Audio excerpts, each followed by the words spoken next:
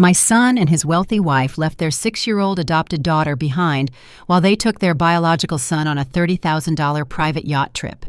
They did not just leave her with a professional nanny or a trusted family member. They locked her in a freezing laundry room in the middle of the night. When my phone rang at 3 a.m. and I heard her tiny voice whispering, "Grandma, why did Mommy lock me in the dark?" my blood turned to absolute ice. I did not waste time crying or asking useless questions. I booked last-minute first-class tickets, and within 10 hours, we crashed their perfect luxury vacation. Before I continue this story, let me know where you are watching from in the comments below. Hit the like button and subscribe if you believe that family is about who shows up for you when you are terrified and alone, not just who shares your blood.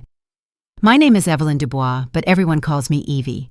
I am 62 years old, and I am not a woman you want to cross. I spent 30 years working as a criminal investigator for the IRS, hunting down massive corporate frauds and tax evaders. Today I run a highly successful luxury real estate brokerage right here in Atlanta. I know exactly how to follow the money. I know how to spot a liar from a mile away, and I know how to completely destroy arrogant people who think their wealth makes them untouchable. And that is exactly what I had to do to my own son Derek and his incredibly toxic wife. At exactly 3:00 in the morning, the piercing ring of my cell phone shattered the total silence of my large bedroom. I picked it up, expecting an emergency call from one of my real estate clients, but instead, I heard a soft, trembling whimper. "Grandma, are you awake?" It was Maya, my beautiful 6-year-old adopted granddaughter. Her voice was barely a whisper, shaking with deep, cold fear. I sat up immediately, tossing the warm blankets aside. "Maya, baby, I am right here," I said, keeping my voice perfectly calm and steady so I would not frighten her more. "Why are you calling me so late? Where are your parents?" "Grandma," she sobbed quietly. "Mommy locked me in the laundry room, and it is so incredibly cold in here. She said I was being too loud and she had to pack for a special trip. I am so hungry, Grandma, and the door will not open." I did not ask another single question. I told her to stay on the phone and hide under a pile of warm towels if she could find one. I threw on my heavy winter coat, grabbed my car keys, and rushed out into the dark, empty streets of Atlanta. My son Derek lived in a sprawling $2.5 million suburban estate in an incredibly wealthy gated community.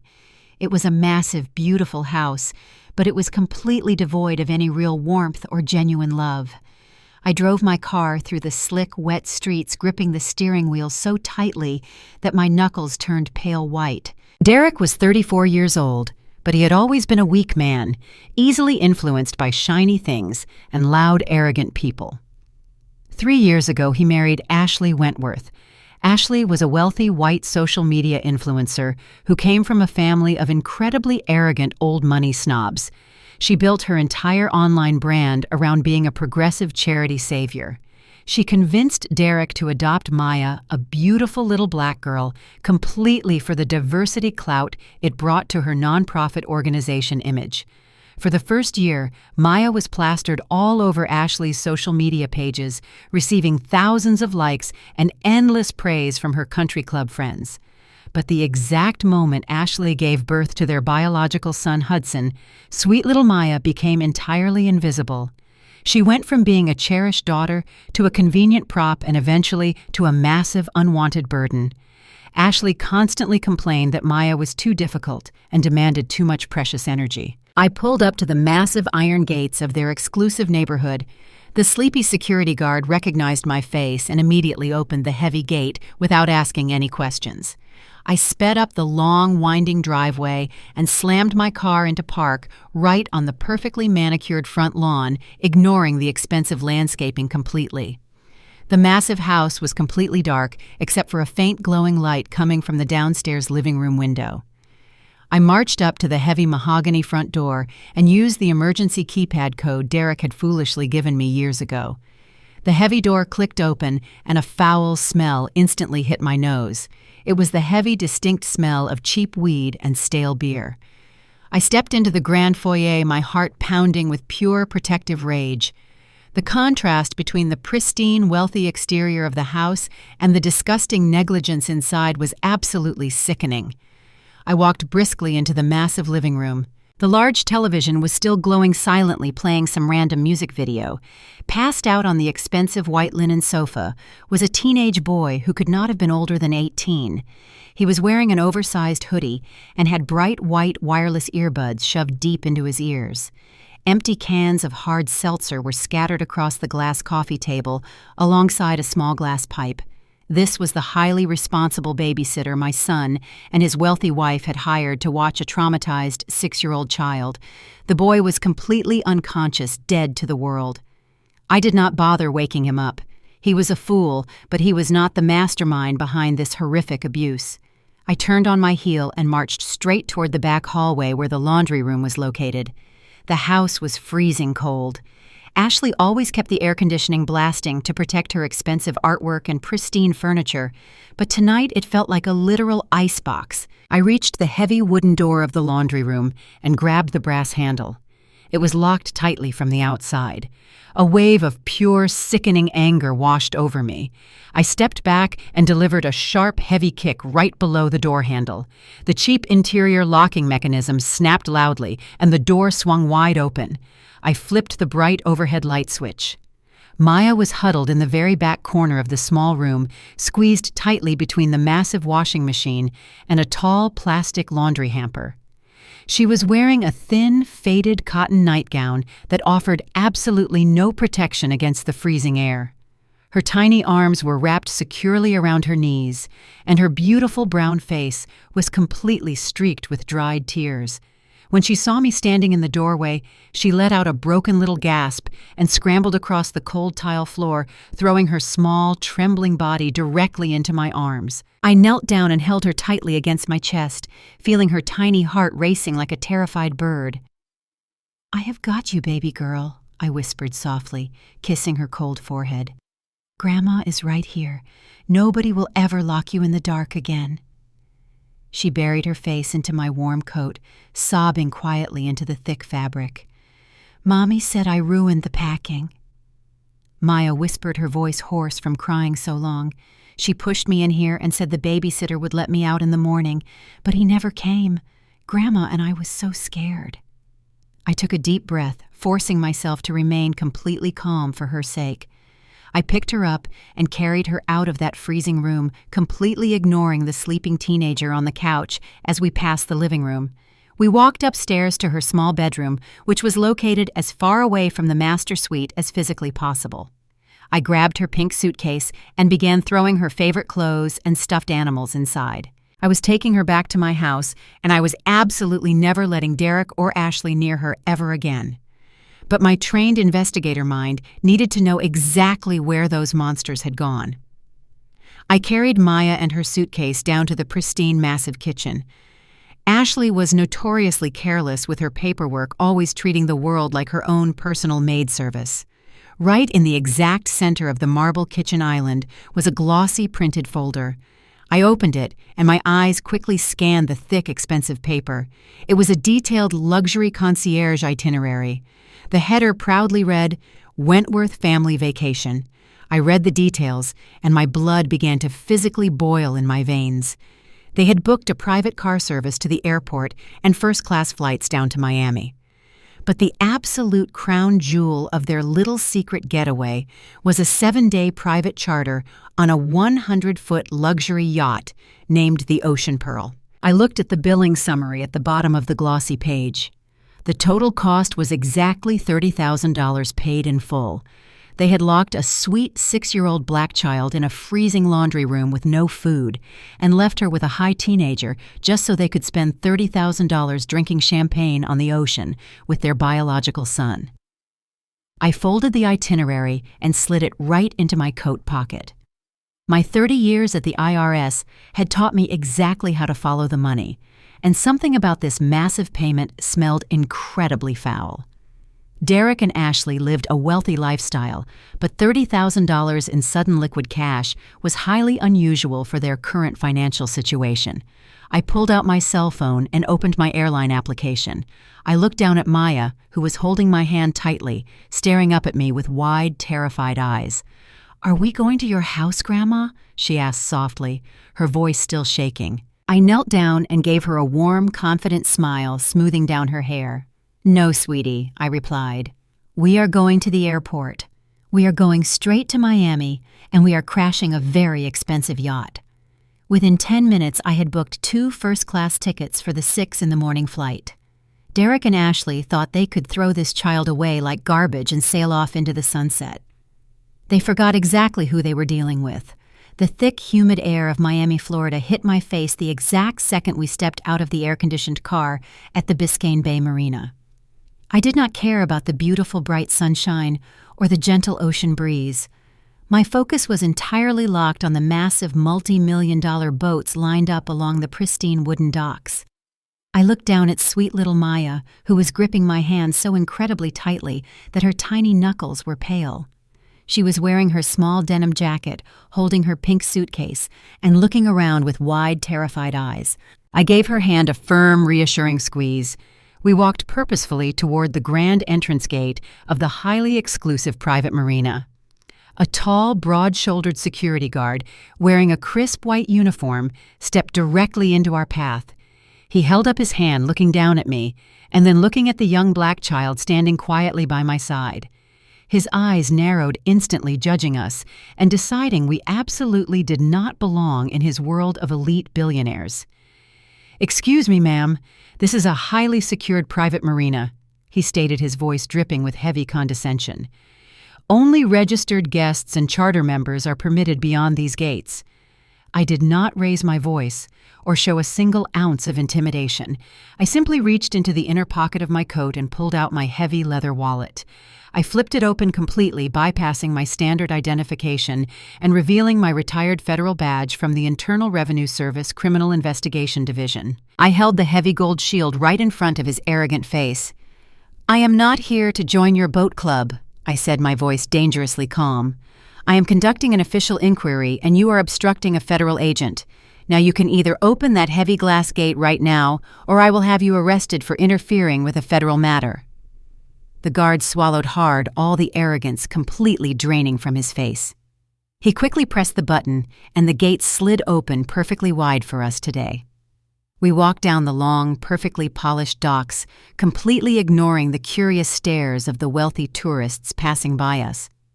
I scanned the painted numbers on every single slip, looking for the specific name I had memorized from the printed itinerary. My eyes finally caught the bold, golden letters gleaming brightly in the warm morning sun. The Ocean Pearl. It was a massive 100-foot tri-deck motor yacht, boasting sleek, modern lines and dark-tinted windows. A uniformed crew member was scrubbing the pristine stainless steel railings near the back. I looked down at Maya. She was staring up at the massive boat with complete awe and deep confusion. "Is Mommy really on that giant boat?" she asked, her sweet voice trembling slightly. "Yes, she is, honey," I replied gently. "But I need you to stand right behind Grandma and be very brave." I let my federal investigator instincts take complete control. I marched straight up the carpeted boarding ramp, the solid heels of my shoes making a loud, rhythmic thud against the wooden planks. We stepped onto the luxurious aft deck, and the incredibly disgusting scene unfolding right in front of me was exactly what I had expected. Ashley was lounging comfortably on a massive, plush white daybed. She was wearing a highly expensive designer bikini and oversized sunglasses that covered half of her pale face. In her manicured right hand, she was lazily holding a crystal flute completely filled with a bubbling orange mimosa. She was laughing loudly while flipping casually through a glossy fashion magazine. Just a few feet away, my son Derek was sitting on the beautiful deck, wearing expensive linen vacation clothes. He was smiling widely and happily playing with a brand-new toy boat with their 4-year-old biological son, Hudson. They looked exactly like the perfect, incredibly wealthy family they constantly pretended to be on social media. They did not look like abusive criminals who had just locked a terrified 6-year-old child in a freezing laundry room.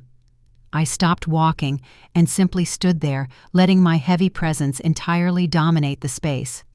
Derek was holding his expensive smartphone up, trying to take a perfect picture of his wife. He casually lowered the camera lens, and his eyes suddenly locked directly onto my face. The bright, happy smile instantly vanished from his mouth. His eyes went incredibly wide with pure, absolute terror.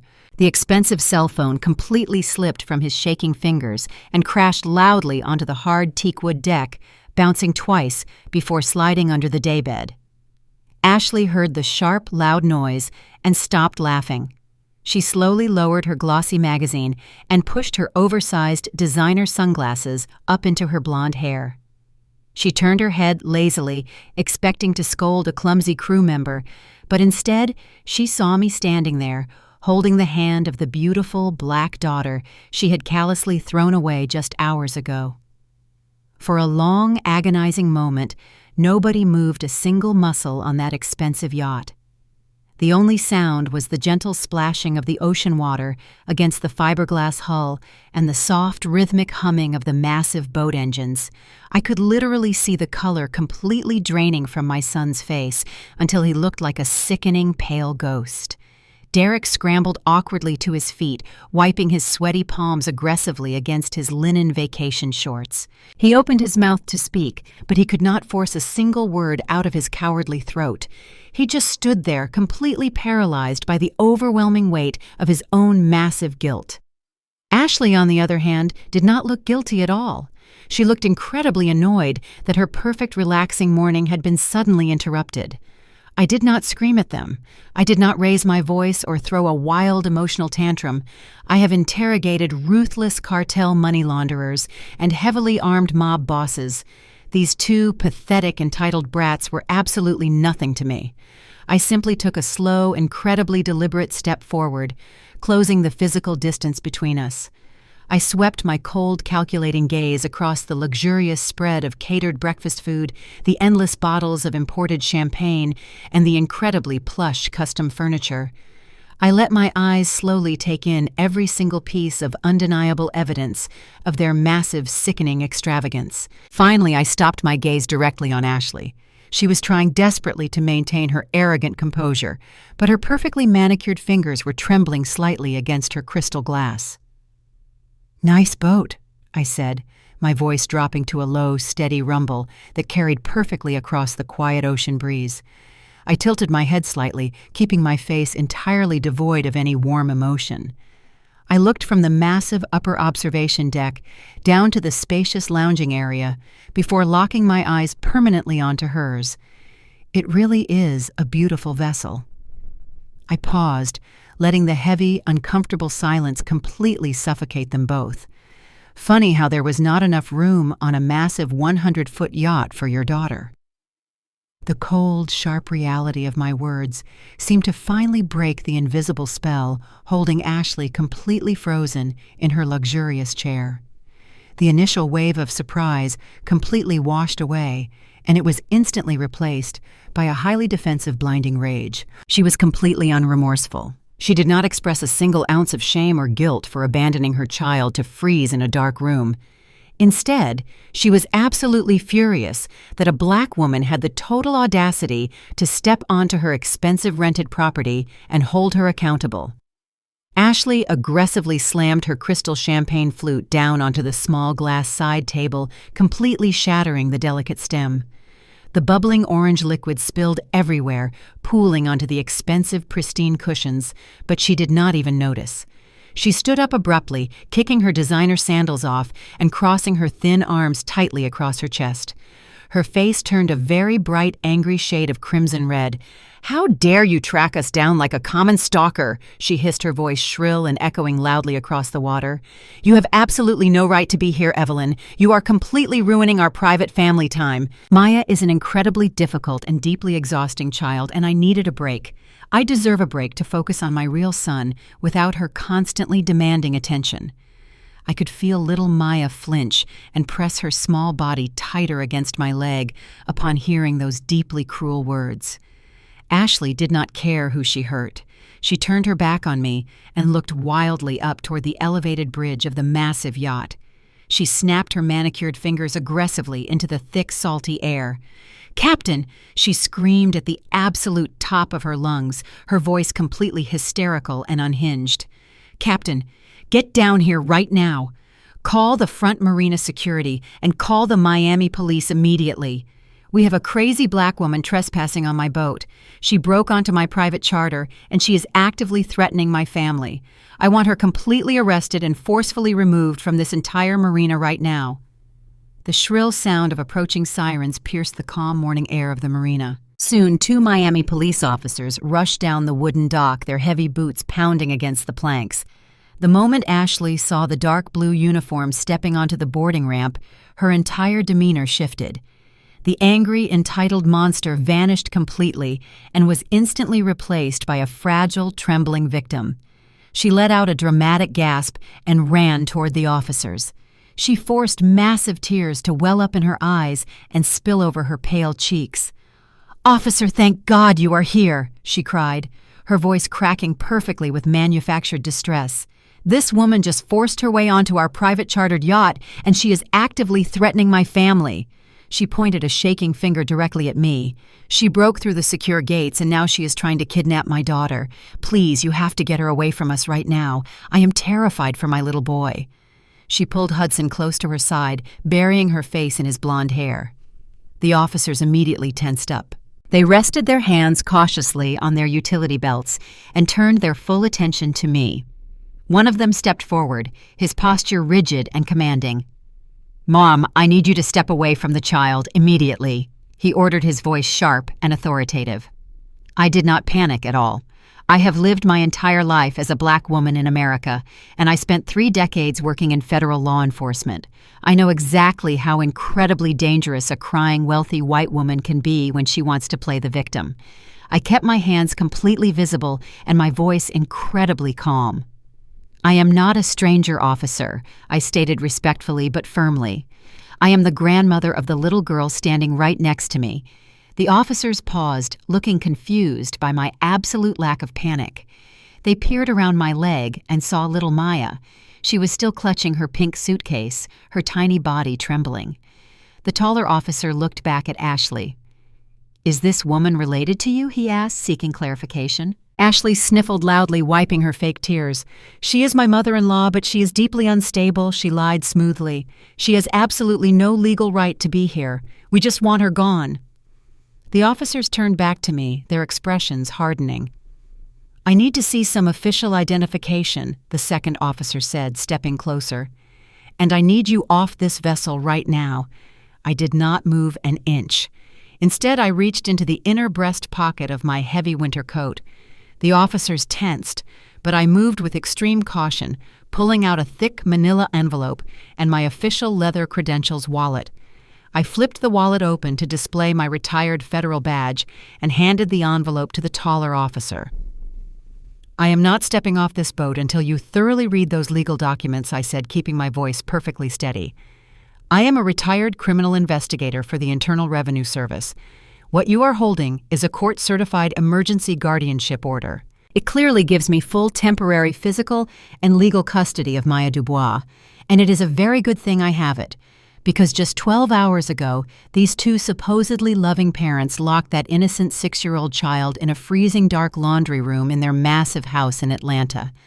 They left her completely alone with a high teenage boy passed out on their living room couch so they could fly down to Miami and rent a $30,000 luxury yacht for themselves and their biological son."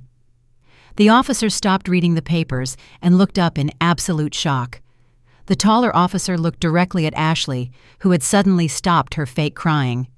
He then looked over at Derek, who was staring intensely at the wooden floor, unable to make eye contact. Then the officer looked down at poor Maya. "Are you honestly telling me you left this small child home alone, locked in a room in another state?"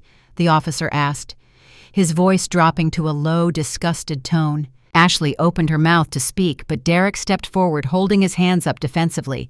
"It is not what it looks like," Officer Derek stammered, his face pale and sweating profusely. "We had a reliable sitter arranged. We did not abandon her at all." The second officer handed my legal papers back to me. "The documents are perfectly legal," he said, his entire demeanor completely changed. "She has full physical custody." The officer turned to Ashley and Derek with a look of pure, unadulterated contempt. "If this terrible incident happened in my jurisdiction, You would both be leaving this marina in handcuffs right now," he said coldly. "But since the abandonment happened back in Georgia, that is legally out of our hands." He turned back to me with profound respect. "Ma'am, you are totally free to take the child and leave safely. If they try to stop you, call us back immediately." The officers turned and walked back down the boarding ramp, leaving the toxic couple completely defenseless. Once the police were gone, Derek rushed over to me. He grabbed my arm and pulled me slightly away from Maya and his seething wife. His hands were shaking uncontrollably, and his panicked eyes were darting around nervously. "Mom, you really have to listen to me," he pleaded in a desperate, hushed whisper. "You are making a huge, terrible mistake. You absolutely cannot just take Maya away from us like this today. You are going to completely ruin my marriage, and Ashley is already on the verge of a breakdown." I pulled my arm forcefully out of his weak grasp, wiping my coat sleeve as if his mere touch had somehow contaminated my clothing. "Ruin your precious marriage?" I asked, my deep voice dripping with pure disgust. "Derek, you actually let your wife lock your own daughter in a freezing laundry room. You are supposed to be a father. Your fundamental job is to protect your children from monsters, not marry one." Derek shook his head desperately, trying to justify the unforgivable act. "You do not understand what poor Ashley has been going through lately," he whispered softly, glancing back over his shoulder at his glaring wife. "She has terrible anxiety, Mom. Hudson is a very demanding toddler, and Maya is just so incredibly difficult right now. She is constantly acting out and demanding constant attention." Ashley was honestly on the verge of a total, catastrophic mental breakdown.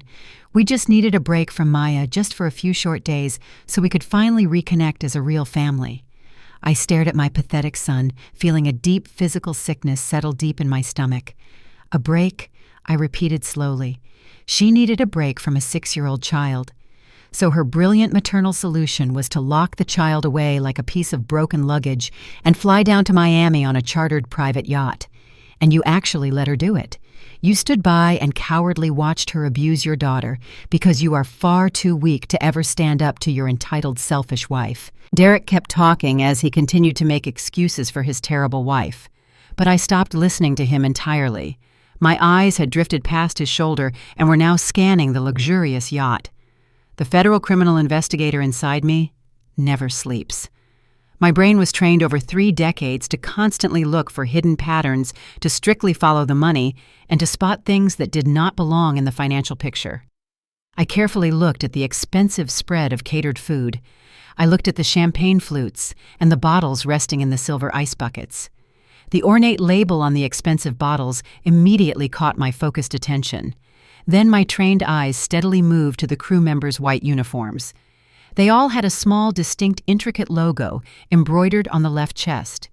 A golden naval crest with the intertwined letters OP standing for Ocean Pearl. Right beneath the crest was the name of the massive holding company that owned the vessel. My sharp analytical mind raced, instantly pulling up digital tax files and corporate banking records from my perfect memory. When Ashley first started her highly publicized nonprofit charity to help minority orphans, I had run a quiet background check on her primary corporate sponsors. I clearly remembered the massive offshore holding company that funneled hundreds of thousands of dollars into her charity accounts. It was the exact same parent company that owned this $30,000 luxury yacht. My blood ran completely cold as the massive, horrific realization hit me. This was not just child abandonment. This was a massive multi-million-dollar federal charity fraud, and I was going to tear their entire fake empire to the ground. The heavy tension on the deck of the luxury yacht was suddenly broken by the loud, obnoxious sound of high-pitched laughter drifting down the wooden marina dock. I turned my head away from my cowardly son and looked toward the boarding ramp. A group of 5 incredibly wealthy-looking women were strutting confidently toward the Ocean Pearl. They were wearing oversized designer sunglasses and flowing silk cover-ups that cost more than a normal person's monthly mortgage. These were Ashley's elite Miami brunch friends, the superficial socialites she constantly tried to impress with her fake progressive charity image.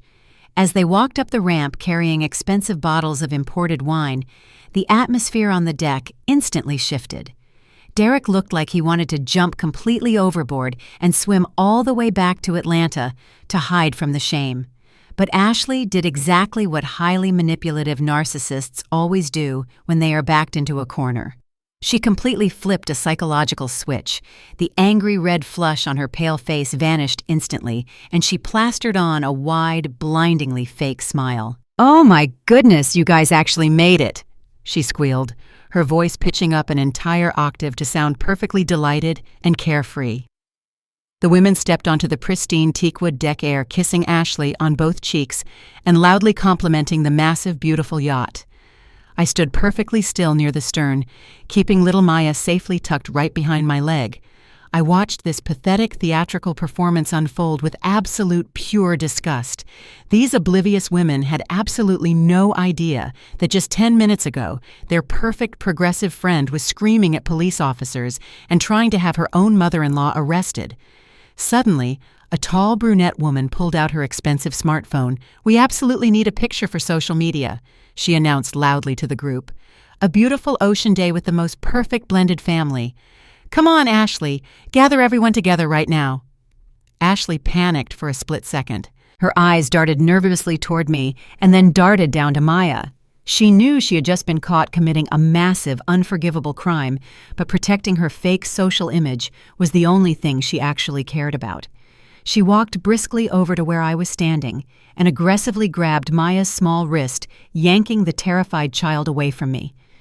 "Come here, sweetie," Ashley hissed under her breath, forcing a wide smile for her wealthy friends as she dragged the young girl toward the plush white daybed today.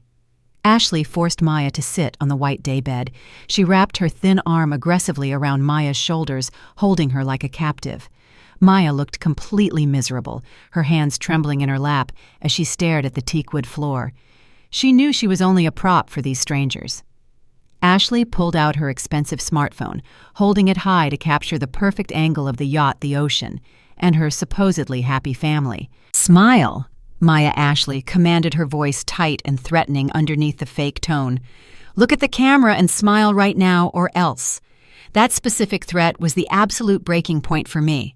I had remained completely calm and professional while dealing with the security guards. I had remained perfectly composed while speaking to the local police officers. But watching this evil woman actively threaten and use my traumatized granddaughter as a shiny social media prop just hours after locking her in a freezing dark room was a level of profound disrespect I would absolutely never tolerate. I took 3 long, heavy strides across the wooden deck. Before Ashley could even press the button to snap the photo, I reached out and snatched the expensive phone right out of her manicured hand. Ashley gasped loudly in pure shock, jumping up from the daybed. "Give that back to me right now, Evelyn," she yelled, completely dropping her fake smile. I ignored her completely. I looked down at the bright screen of her phone. She already had her favorite social media application open. She had already typed out the caption for the fake photo she was about to take. A deep, dark chuckle rumbled in my chest, sounding exactly like a predator cornering its prey. I looked up and locked my cold eyes with her 5 wealthy friends who were now staring at me in total confusion. "Let me read something to you, ladies," I said, my deep voice easily carrying across the quiet marina. "This is the lovely caption your wonderful progressive friend Ashley just typed out for her little charity photo shoot." I looked back at the screen and read her exact words out loud.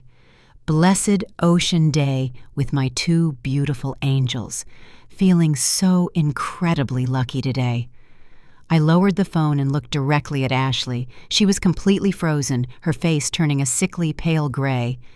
"You really have some nerve," I said, my tone dropping to a dangerous icy whisper. "Tell me, Ashley, when exactly did you plan to mention to your friends that you actually left one of those beautiful angels 600 miles away, locked inside a freezing laundry room with absolutely no food or water today, completely alone overnight?"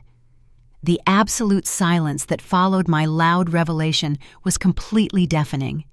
The only sound on the massive luxury yacht was the gentle slapping of the ocean water against the fiberglass hull. The 5 wealthy women stared directly at Ashley, their expressions rapidly shifting from initial confusion to pure, unadulterated horror. In their highly superficial elite world, appearances were absolutely everything. Wearing the wrong designer dress to a charity gala was considered a minor tragedy, but severe child neglect was a massive, unforgivable faux pas that could completely destroy a social reputation forever. They began to whisper frantically to each other, shooting deeply disgusted looks at Derek, who was still staring pathetically at his expensive boat shoes like a complete coward. The tall brunette woman who had originally suggested taking the photograph physically took a large step backward, moving away from Ashley as if she carried a highly contagious, deadly disease. "What on earth is she talking about?" "Ashley, the brunette woman," asked her voice laced with sudden heavy suspicion and deep revulsion. "I thought you explicitly told us that Maya was staying safely at home in Atlanta with a highly trained professional nanny because she gets severe seasickness." I did not give Ashley a single second to formulate another pathetic lie. "She did not leave this beautiful child with any professional nanny," I announced, stepping closer to the disgusted group of women, ensuring they heard every single word of the ugly truth. "She left her completely alone in a locked laundry room with a teenage boy who was passed out high on their living room sofa surrounded by empty alcohol cans.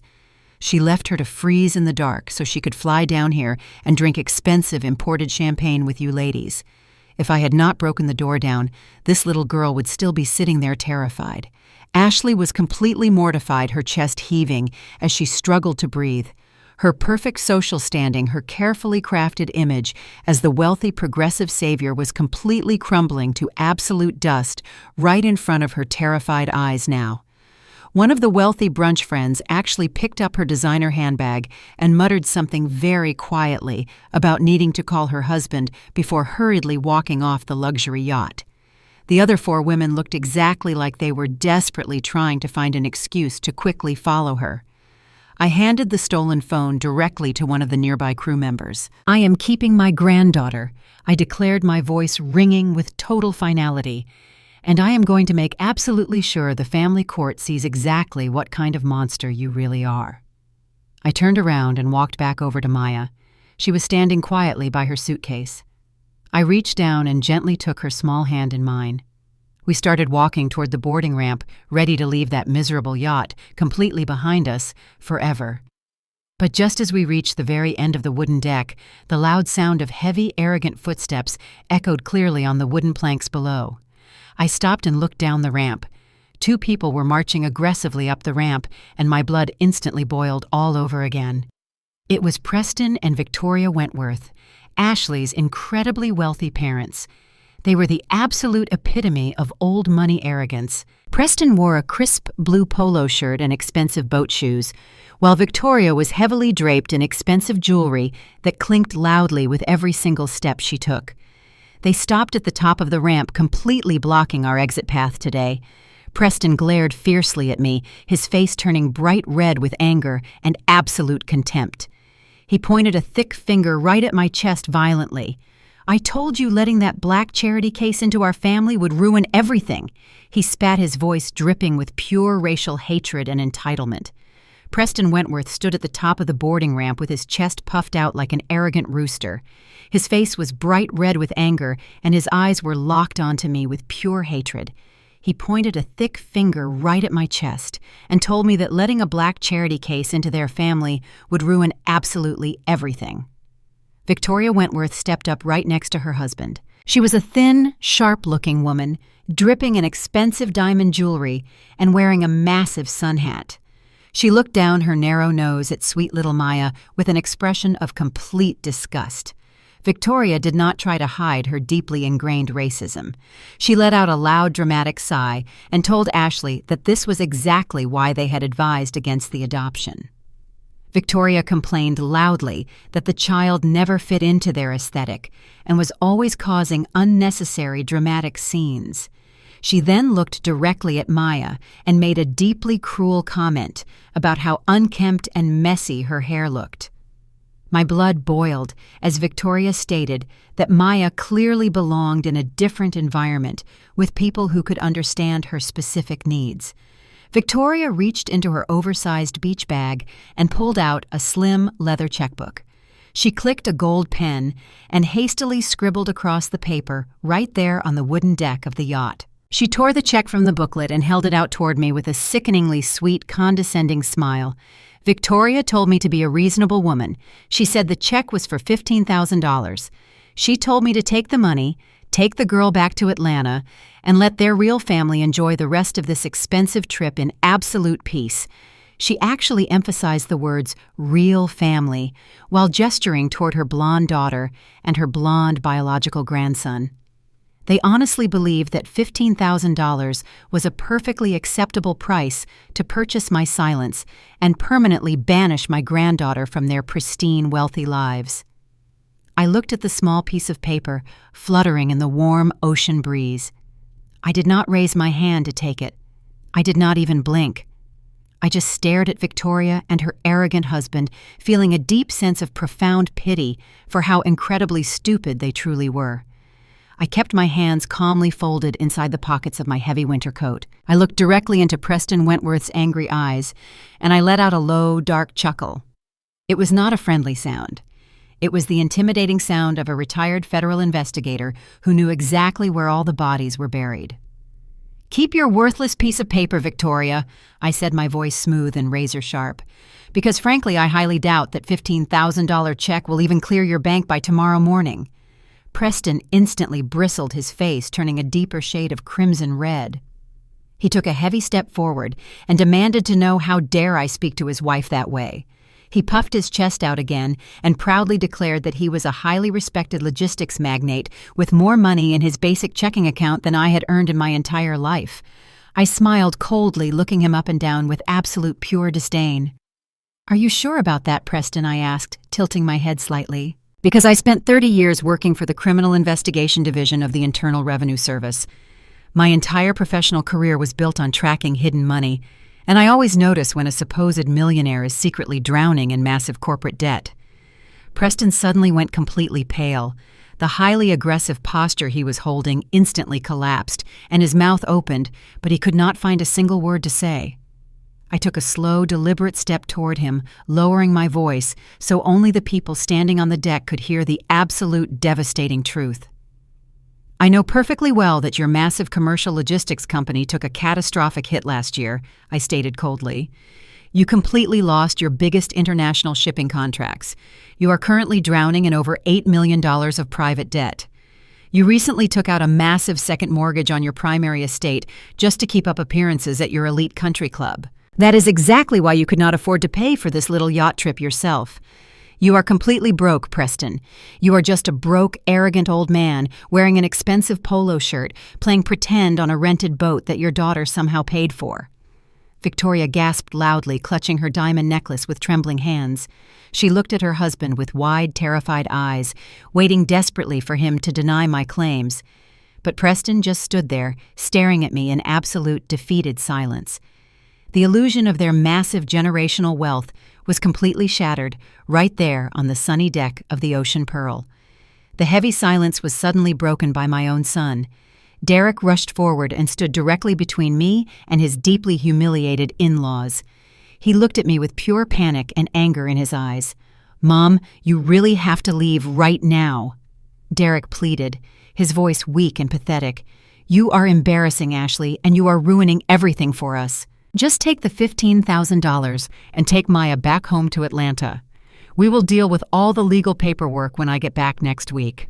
I stared at my son, feeling the very last remaining shred of love I had for him completely evaporate into the humid ocean air. "You are actually choosing them?" I asked flatly. "You are choosing a broke racist man and an abusive entitled woman over your own flesh and blood. You are choosing to completely abandon your daughter." Derek looked down at the wooden deck, unable to meet my gaze. "She is not my flesh and blood, Mom," he mumbled quietly. "She was just an adoption. It was a massive mistake. She is just too difficult, and we want our normal life back." The cruel words hit the air like a physical blow. Hearing him actually say it out loud was deeply sickening.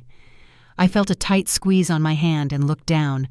Maya was looking up at me, her eyes swimming with fresh tears. She had heard absolutely everything. She knew they did not want her anymore. I reached down and picked her up, lifting her securely into my arms. I held her small body tightly against my chest, shielding her from the absolute monsters standing in front of us. "You are no longer my son," I told Derek, my voice completely devoid of any emotion. "When you finally lose absolutely everything and these terrible people completely turn their backs on you, do not ever come crying to me." I agreed to leave because I knew my real battle was just beginning and I was going to destroy them all. I turned my back on my former son and his fake family. I carried Maya tightly in my arms and walked straight down the carpeted boarding ramp, leaving the luxurious Ocean Pearl yacht entirely behind us. The warm sun beat down on my shoulders as we walked down the long marina dock. I was already mentally calculating my next strategic moves. I needed to get back to a secure hotel room, open my laptop, and dig incredibly deep into Ashley's financial records. I needed to find out exactly where she got $30,000 in liquid cash to pay for that massive boat. But as we walked further away from the yacht, Maya shifted her weight in my arms and rested her small chin gently on my shoulder. She let out a tired sigh. "Grandma," she asked innocently, her small voice barely carrying over the sound of the ocean breeze, "why did Mommy make me breathe into the plastic tube before she left the house?" I stopped walking instantly, my heavy leather shoes planted firmly on the wooden dock. The warm tropical air suddenly felt absolutely freezing. I completely froze as the horrifying reality of her innocent question washed over my brain. The plastic tube. Maya had severe childhood asthma and used a daily prescribed nebulizer machine with a plastic breathing tube to take her medication. Ashley had always complained that the breathing treatments were annoying and took up too much of her precious time. My heart began to pound violently in my chest as the dark, sinister truth completely revealed itself. Ashley did not just lock a terrified 6-year-old child in a freezing laundry room. She had purposefully forced Maya to inhale heavy doses of asthma medication or some other sedating drug to deliberately knock her out and keep her quiet while they packed their bags and abandoned her. We left the marina, taking a car directly to the Ritz-Carlton Hotel in Miami. I handed the bellhop my luggage and carried Maya straight up to our penthouse suite overlooking the ocean. I ordered room service right away, making sure she had a massive plate of pancakes and fresh fruit to fill her empty stomach. Once she was fed and bathed, I tucked her into the plush white sofa, turning on her favorite cartoon channel. She smiled at the colorful television screen, her small eyes heavy with pure exhaustion. I sat in the armchair across the room and watched her breathe. Her innocent question from the dock was still ringing loudly inside my head. Why did Mommy make me breathe into the plastic tube? The plastic tube was her daily nebulizer machine for her severe asthma. Ashley always hated administering the treatment, complaining it was far too loud and took up too much time. But last night, Ashley was not treating an asthma attack. My blood ran completely cold as the horrifying truth settled over my trained investigator mind. Ashley had purposely forced a heavy dose of sedating medication into Maya's lungs. She intentionally drugged a 6-year-old child just to keep her unconscious and quiet, so they could pack their luxury luggage and sneak out without causing a scene. The sheer calculated evil of that single action was almost too massive to fully comprehend. They did not just abandon my beautiful granddaughter to freeze in a locked room. They actively, heavily sedated her to ensure she could not scream for help or bang on the heavy wooden door when she woke up alone in the dark. I felt a violent wave of pure, righteous rage wash over my entire body. I stood up and walked over to the heavy mahogany desk in the corner of the hotel room. I pulled my silver laptop out of my leather travel bag. I was completely done waiting patiently for the local legal system to catch up to these arrogant monsters. I opened my laptop, immediately connecting to the secure, high-speed internet network provided by the hotel. For 30 long years, I operated as an elite criminal investigator for the Internal Revenue Service, tracking down massive corporate embezzlers, tax evaders, and highly organized money launderers. People can easily lie to your face using fake tears and expensive designer clothes, but financial numbers absolutely never lie. Numbers always leave a permanent digital trail that entitlement and sheer arrogance can never fully erase. I knew exactly where to begin my aggressive hunt tonight. When Derek and Ashley formally adopted little Maya, I strongly insisted on legally setting up a private college trust fund for her. I wanted to guarantee that her future education and financial stability would never be threatened by their wildly irresponsible spending habits. Because Derek was legally recognized as her father, the banking institution required me to list him as a joint custodian on the account, but I retained my full authorized monitoring access. I opened my highly secure banking portal and typed my complex master credentials into the login screen. The heavy digital gate swung open immediately, bringing up Derek's primary financial dashboard. It was an absolute catastrophic disaster. Derek always acted like a wealthy, successful businessman, but this screen proved he was completely drowning in massive debt. His personal checking accounts were dangerously low and bleeding dry from constant excessive spending. His multiple luxury credit cards were completely maxed out, carrying astronomical interest rates that were slowly eating him alive. He had a massive outstanding loan on a new imported sports car and a heavily leveraged mortgage on his expensive suburban estate. Yet somehow, despite all of this overwhelming financial ruin, he and his entitled wife were currently lounging on a $30,000 luxury yacht in the sunny waters of Miami. I clicked on his primary transaction history and started rapidly scanning the detailed digital ledger. My eyes moved quickly down the long columns analyzing the massive flow of outgoing cash. It did not take me long to find the smoking gun. Just 3 days ago, a massive outgoing wire transfer was executed for exactly $30,000 flat. The recipient listed on the official wire transfer document was the Ocean Pearl Holding Company, which was the exact same offshore shell company that proudly owned the yacht they were currently sitting on. I stared intensely at the glowing laptop screen, my eyes narrowing sharply as I carefully traced the original source of that massive wire transfer I needed to see exactly which specific account held enough liquid cash to fund their ridiculous fake wealthy vacation. I followed the digital trail backwards through the banking matrix. The $30,000 did not originate from Derek's corporate salary. It did not come from his depleted savings account either, and it certainly did not come from Ashley's completely non-existent family wealth. The massive sum of money had been quietly transferred into Derek's checking account from an external source 2 hours before the wire was officially sent to the yacht company.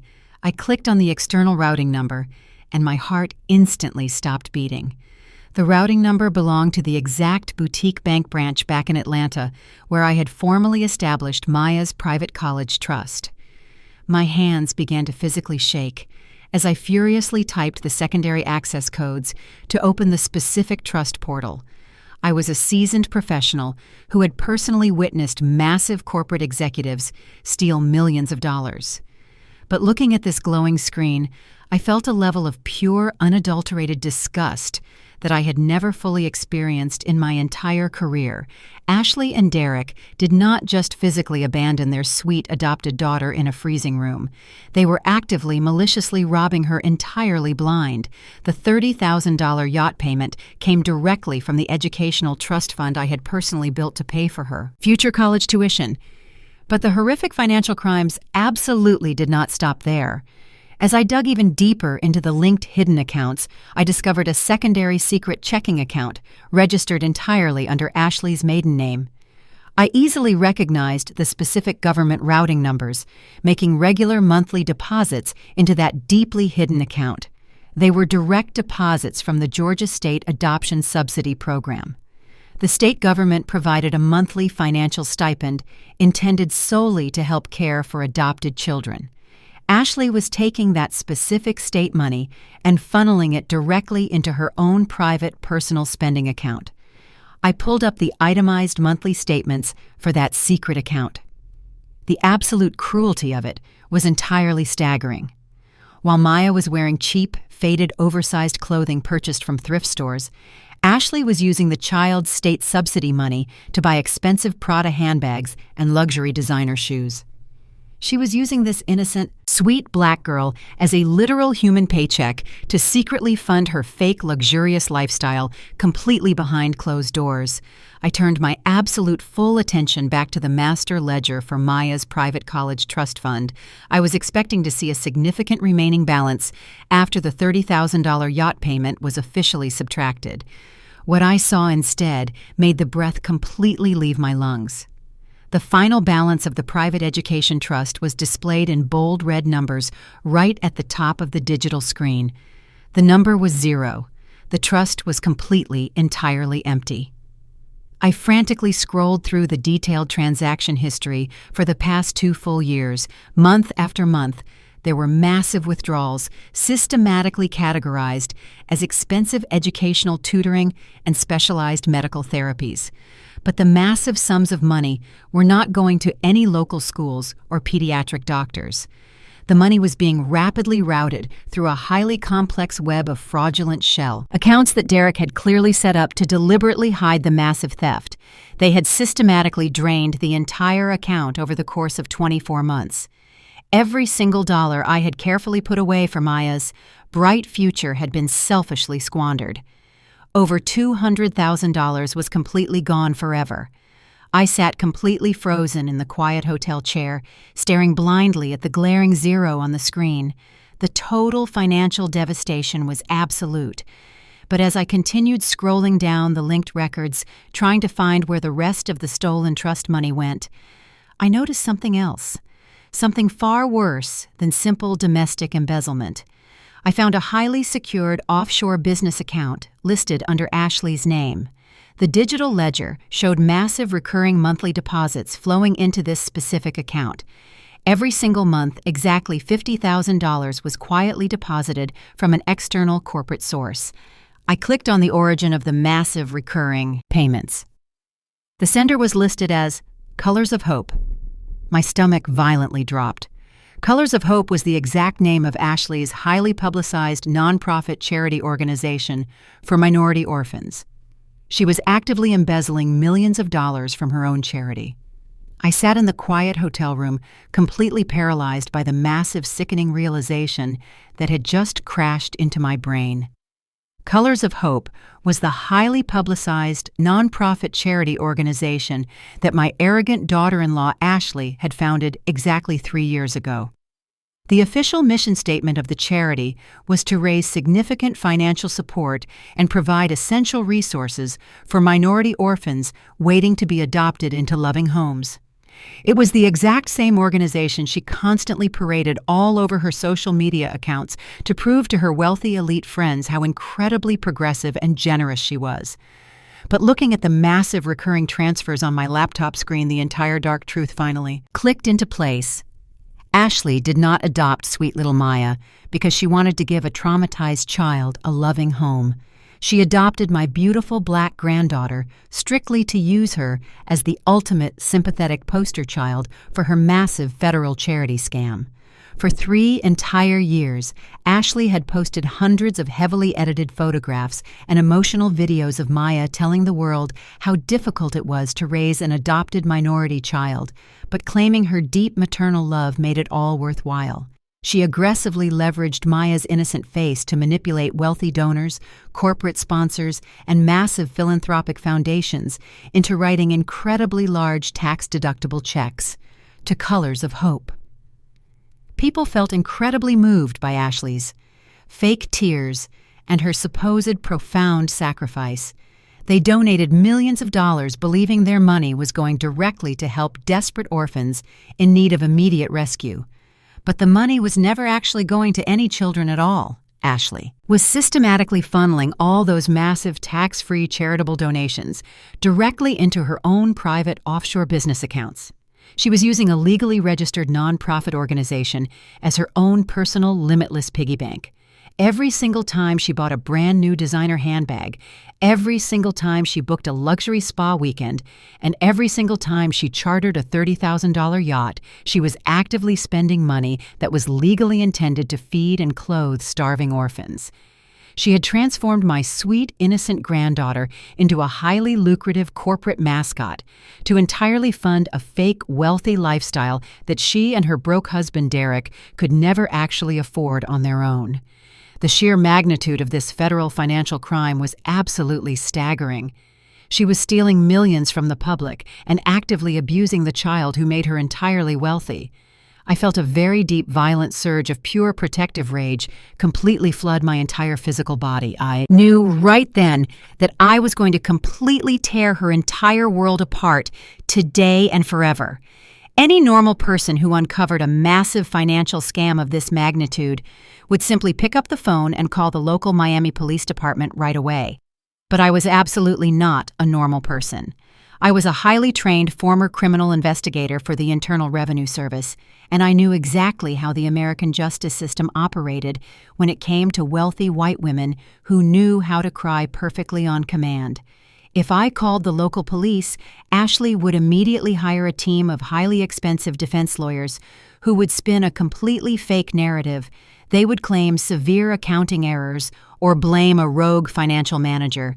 They would drag the entire investigation out for years behind closed courtroom doors, and she would probably end up serving a few months of easy probation while keeping her pristine social reputation completely intact. I was absolutely not going to let that happen. I did not just want Ashley and Derek to face basic legal consequences. I wanted absolute total federal destruction. I wanted her entire fake empire completely burned to the ground, right in front of every single wealthy donor and elite socialite she desperately tried to impress. I reached into my coat pocket and pulled out my cell phone, dialing the private number of my personal attorney, Renee. Renee was an incredibly ruthless, fiercely intelligent black woman who ran one of the most feared corporate law firms in the entire city of Atlanta. She answered the phone on the second ring. I told Renee to completely cancel her entire schedule for the upcoming week and pack a bag for Miami immediately. I explained the entire situation, detailing how Ashley had locked Maya in a freezing room and completely drained her private education trust fund to rent a luxury yacht. When I told her about the millions of dollars embezzled from the minority orphan charity, Renee let out a low, sharp whistle of pure professional excitement. I ordered her to fly down to Florida tonight and bring every single piece of emergency drafting paper required to permanently freeze their massive assets and completely terminate their parental rights immediately. We were not just building a basic legal case today, we were actively preparing to launch a massive federal attack that would absolutely leave them with absolutely nothing left to their entirely ruined names in this entire horrible world forever and always. After hanging up the phone with my determined attorney, I knew I needed to secure hard, indisputable copies of the charity's fraudulent tax returns before Ashley had any opportunity to completely destroy the digital evidence. I looked over at the soft hotel sofa where sweet Maya was still peacefully sleeping, completely exhausted from the horrific trauma she had endured over the last 2 days. Next to her small pink suitcase was an old, heavily scratched digital tablet that Derek had casually given her months ago. It was a completely outdated device reflecting exactly how incredibly little they actually cared about her needs, while they constantly bought their biological son the newest expensive electronics. But Ashley was notoriously lazy when it came to basic digital security. She constantly synchronized all of her primary accounts across every single electronic device in their massive household, so she would never have to manually type out her complicated passwords. I gently picked up the old tablet and pressed the power button to illuminate the cracked screen. The home page immediately loaded, and I tapped directly into the primary cloud storage application. Because the device was still actively connected to Ashley's master account, the digital gates swung wide open without requesting a single password or security verification code. I was completely inside her private digital life. I used the search function to look for any official Internal Revenue Service documents or corporate tax filings related to Colors of Hope. Within seconds, an incredibly massive folder containing 3 entire years of certified tax returns and highly confidential financial spreadsheets populated the screen. I rapidly opened the primary tax documents, and my experienced eyes easily decoded the complex numbers Ashley had falsely reported, massive operational expenses, and completely fabricated charitable grants that never actually existed. She was washing millions of dollars through fake shell corporations located completely offshore in order to avoid paying any federal taxes on the stolen money. I immediately forwarded every single highly incriminating document directly to my secure encrypted email server to ensure the federal prosecutors would have absolute concrete legal proof today. As the massive tax files successfully transferred to my private server, I decided to quickly scroll through the rest of the cloud storage account, just to ensure I had not missed any other hidden financial ledgers. I closed the main corporate documents folder and opened her synchronized email application. I scrolled past hundreds of meaningless messages regarding luxury shopping deliveries, exclusive spa appointments, and highly superficial country club event invitations. But as I swiped further down the left side of the glowing screen, my eyes suddenly caught something incredibly disturbing. It was a completely separate, deeply hidden email folder that was heavily buried underneath her primary inbox categories. The title of the secret folder was very small, but the words seemed to violently leap off the bright screen and strike me right in the chest. The folder was labeled Alternative Placement. I felt my entire body suddenly freeze. The professional coldness I had perfectly maintained all day instantly vanished and was rapidly replaced by a creeping, terrifying sense of absolute dread. Alternative placement was not a financial accounting term. It was a sterile, bureaucratic phrase often used to disguise something far more sinister in the unregulated adoption world. My hands were visibly shaking as I slowly reached out and tapped the glass screen to open the hidden folder. It contained exactly 14 emails, all dated within the last 2 months. I tapped the very first message at the top of the dark chain as my eyes rapidly scanned the first few sentences of the horrific email.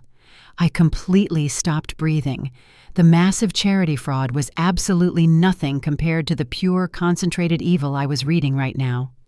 I stared blindly at the bright glowing screen, realizing Ashley had secretly planned to completely destroy this innocent young child forever.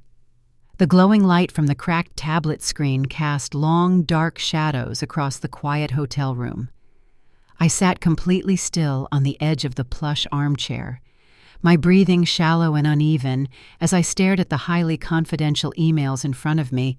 I have investigated incredibly dark corners of corporate greed, but nothing could have ever prepared my soul for the absolute pure concentrated evil I was reading right now.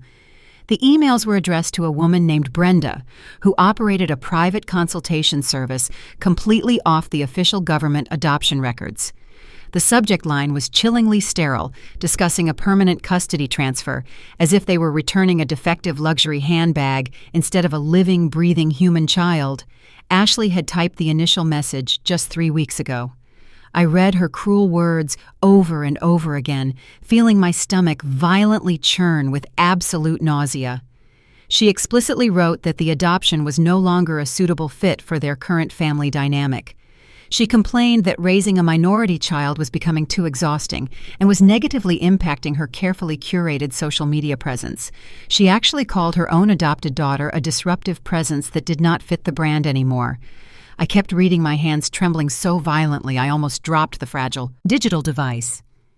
Ashley had asked this underground agency how quickly they could facilitate a private, unregulated custody transfer to another completely random family. She specifically requested a quiet arrangement that would not involve the state child welfare system, because she absolutely did not want a public record ruining her pristine social reputation and exposing her massive charity fraud. She wanted to hand this sweet, innocent 6-year-old girl over to complete strangers through a shady internet broker just to get her out of the way completely. She referred to this horrific, illegal process as rehoming to hide the dark truth. Rehoming is a disgusting underground practice where adoptive parents who no longer want their children pass them off to random people they find online. Children are handed over to predators and human traffickers every single year because wealthy, entitled parents like Ashley decide they are tired of playing the progressive savior. Ashley did not care where Maya went or who took her at all. She just wanted the child gone before her upcoming charity gala so she could continue playing the grieving mother to secure even more massive donations. The absolute worst part was the financial arrangement discussed in the second email. Brenda, the underground broker, informed Ashley that a private, discreet transfer would cost a significant amount of money to process. Ashley eagerly agreed to the incredibly high fee. She assured the broker she had access to a substantial trust fund and would wire the money directly. She was actively planning to use Maya's own education money to pay illegal traffickers to take her away forever. Suddenly, the entire sickening picture of this Miami vacation became perfectly clear. This $30,000 yacht trip was not just a simple family getaway or a desperate attempt to take a break. It was the beginning of the final phase of Ashley's evil plan. She had purposely locked Maya in that freezing laundry room, heavily sedated, with her asthma medication, hoping the severe neglect would break the child's spirit even further, making her completely docile and much easier to quietly transfer to strangers when they returned to Atlanta. Or even worse, they were actively planning to finalize the illegal transaction right from the luxury yacht, using the highly secure offshore internet connections to digitally process the horrific paperwork completely uninterrupted while they drank champagne. I slowly set the tablet down on the glass coffee table, unable to read another cruel word without being violently physically sick. The large hotel room was completely silent, except for the soft rhythmic sound of Maya's breathing. I turned my head and looked at my beautiful granddaughter. She had fallen into a deep sleep on the soft hotel sofa, her small head resting on a fluffy white pillow. Her little chest rose and fell peacefully. She looked so incredibly tiny and completely fragile. A massive, overwhelming wave of profound grief and pure, terrifying rage crashed down on me, completely shattering the cold professional wall I had maintained all day. I lowered my head, resting my face in my trembling hands, and I began to weep. I did not just cry, I sobbed. Deep, heavy, agonizing sobs that violently tore through my chest. I cried for the immense pain this sweet little girl had already endured in her short life. I cried for the absolute terror she must have felt waking up freezing and completely alone in the dark, waiting silently for someone to rescue her. I cried because I had almost been entirely too late. If I had simply ignored her phone call last night, if I had decided to just confront Derek in the morning instead of driving straight to their house, she could have been lost forever. She could have been handed off to an underground broker and disappeared into a horrific system of abuse, while Ashley posed for smiling pictures on a yacht in Miami. The very thought of it made my blood run absolutely cold. I wiped the hot tears from my face and slowly stood up. The sadness was completely gone now, replaced by a cold, calculating fury. I walked back over to the coffee table and picked up the digital tablet. Once again, I needed to document absolutely everything to ensure Ashley went to a federal prison for the rest of her life. As I scrolled back up to the very top of the email chain to ensure I had captured all the necessary attachments, something specific caught my eye. It was a small detail in the header of the very first inquiry email Ashley had sent to the underground broker. The recipient field contained the email address for the illegal agency. The sender field contained Ashley's personal email address. But right below that in the carbon copy field was another hidden address. I stared at the glowing screen, my eyes widening in absolute horror and deep disbelief as I read the letters slowly and carefully. It was Derek's private corporate work email address. My own biological son was carbon copied on the very first message, asking how to illegally rehome his adopted daughter. My breath caught in my throat. All day long, I had firmly believed that Derek was just a pathetic, weak coward who allowed his evil wife to control him. I thought he was just turning a blind eye to the financial theft because he was drowning in massive debt. But this single email completely changed everything Derek knew.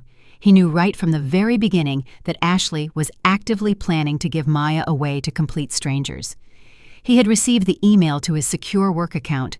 He had read the horrific words his wife had typed, and he willfully ignored it, making him fully complicit in child trafficking. He watched her steal money from a child, and then he stood by while she tried to erase the child from their lives completely. He was exactly as evil as his wife. He did not call the local police. He did not call me to protect the child. He just packed his bags, boarded a first-class flight, and drank champagne on a luxury yacht while his daughter was being sold on the internet. I closed the tablet and picked up my cell phone. I was completely done playing games with these monsters. I dialed a highly secure internal number that I had not called since the day I officially retired from the federal government. The phone rang twice before a deep, familiar voice answered on the other end. It was Special Agent Marcus Vance, the current director of the Criminal Investigation Division in the Southeast region. "Evie," the deep voice said, sounding surprised but incredibly respectful. "It has been a long time. To what do I owe this unexpected pleasure?" I did not waste time with friendly small talk. I walked over to the massive window overlooking the dark Miami Ocean. "Marcus, I need an active federal strike team ready to move immediately," I said, my voice vibrating with absolute lethal authority. "I have just uncovered a massive multi-million-dollar federal charity fraud case involving interstate wire fraud, offshore shell corporations, and a highly active conspiracy to commit human trafficking across state lines." Marcus went completely silent on the other end of the line, immediately recognizing the severe gravity in my tone.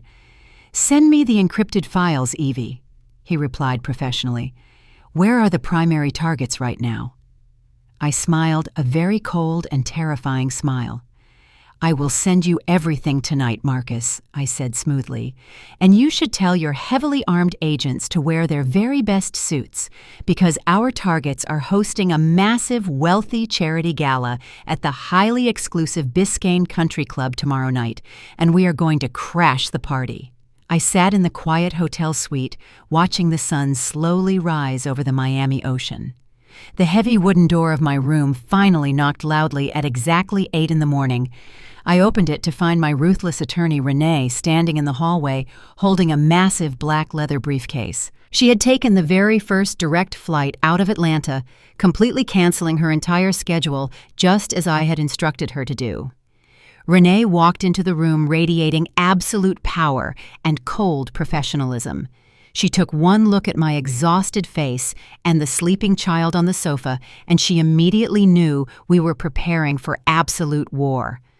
I directed her to the large mahogany dining table, where I had already set up my secure laptop and portable printer. We spent the next 3 hours sitting in complete silence, meticulously reviewing the massive mountain of digital evidence I had stolen from Ashley's synchronized tablet. We systematically printed every single fraudulent corporate tax return, every single offshore bank statement, and every single sickening email discussing the illegal alternative placement of my sweet granddaughter. Renee was a fiercely intelligent black woman who had spent decades tearing apart corrupt corporate executives in the courtroom. But even she was physically sickened by the pure, concentrated evil contained in those printed pages. She shook her head in absolute disgust as she read Ashley's cruel words, calling the child a disruptive presence that no longer fit her progressive charity brand. We carefully organized the undeniable physical proof into 5 thick, heavy red folders, sorting the financial embezzlement documents into one specific section and the horrific human trafficking conspiracy emails into another. Every single fraudulent wire transfer was brightly highlighted in neon yellow ink to ensure the federal prosecutors and the wealthy donors would see exactly how much money was actively stolen from innocent minority orphans. We were not just building a basic legal defense file today. We were actively forging a massive, unstoppable weapon designed to completely obliterate Ashley's fake philanthropic empire and send her directly to a cold, dark, lonely federal prison cell. Renee closed the final heavy red folder and looked across the table at me with a completely merciless expression, confirming that our undeniable evidence was perfectly organized and entirely ready for the absolute total destruction of my truly pathetic, arrogant son and his very evil, wealthy wife here today. With the massive mountain of evidence perfectly organized into the thick red folders, Renee completely shifted her intense focus to the aggressive legal strategy we needed to execute tonight. She opened her encrypted laptop and began rapidly drafting the most severe emergency federal court orders the American justice system could possibly provide. We were not going to give Ashley or her highly arrogant racist parents a single second to hide their stolen assets or flee the state of Florida. Renee finalized a massive emergency federal asset freeze that would immediately lock every single bank account holding Ashley and Derek's names, including the offshore shell companies used to launder the stolen donations. Their luxury credit cards would be completely deactivated, and their expensive suburban estate back in Atlanta would be entirely seized by the federal government before the sun even rose tomorrow morning. But the financial devastation was only the very first step of our brutal legal assault. Renee reached into her briefcase and pulled out a separate stack of highly confidential legal documents that made my blood run incredibly cold. She explained that exactly 14 months ago, my cowardly son Derek had secretly visited her downtown Atlanta law office. He had actually paid her a massive retainer fee to quietly draft initial divorce papers because he wanted to leave his highly toxic, controlling wife. He had cried in her expensive leather chair, complaining about Ashley's abusive behavior and her massive, reckless spending habits, but he was simply too much of a pathetic coward to ever sign the papers and actually leave her. Renee placed those exact same divorce papers directly onto the hotel table, right next to a brand new document she had just drafted this morning. The new document was an emergency voluntary termination of parental rights specifically regarding sweet little Maya. Renee looked at me with cold, dead eyes and explained her absolute brutal plan for my son tonight. She told me we were going to ambush Derek directly in front of his wealthy in-laws and force him to sign both the divorce papers and the permanent termination of his parental rights right there on the spot. If he refused to sign them and completely surrender the child he had so willingly abandoned, we would personally make absolutely sure the prosecutors included him as a fully willing conspirator in the massive charity fraud and illegal human trafficking ring. He would have to choose between going to a federal prison cell for decades or completely walking away from his fake wealthy life and his daughter forever. We both knew exactly which option that weak, pathetic man would choose when faced with the terrifying reality of federal prison tonight. The afternoon sun slowly began to set over the beautiful Miami skyline, casting long, dark shadows across the luxurious hotel suite. I walked into the massive marble bathroom and closed the heavy wooden door, preparing myself for the absolute execution I was about to perform. I washed my face, completely erasing the exhausted and worried grandmother who had frantically driven across Atlanta in the middle of the night. I looked directly into the large, brightly lit mirror and summoned the cold, calculating federal criminal investigator who had spent 30 years utterly destroying arrogant corporate criminals. I reached into my travel garment bag and pulled out the incredibly expensive tailored charcoal gray power suit I had packed for this exact specific moment. The heavy, pristine fabric draped perfectly over my shoulders, completely transforming my entire physical appearance today. I paired it with a crisp white silk blouse and my most intimidating black leather heels. I pinned my retired federal badge directly to the inside pocket of my jacket, ensuring the heavy gold shield was perfectly accessible for the massive confrontation ahead. I was no longer just a loving grandmother trying to save her sweet adopted granddaughter. I was the absolute ultimate federal executioner, and I was dressed for a complete professional slaughter. I walked back into the main living room of the hotel suite, looking exactly like a woman who held the power of life and death in her steady hands. Renee looked up from her legal documents and gave me a slow, deeply respectful nod of absolute approval.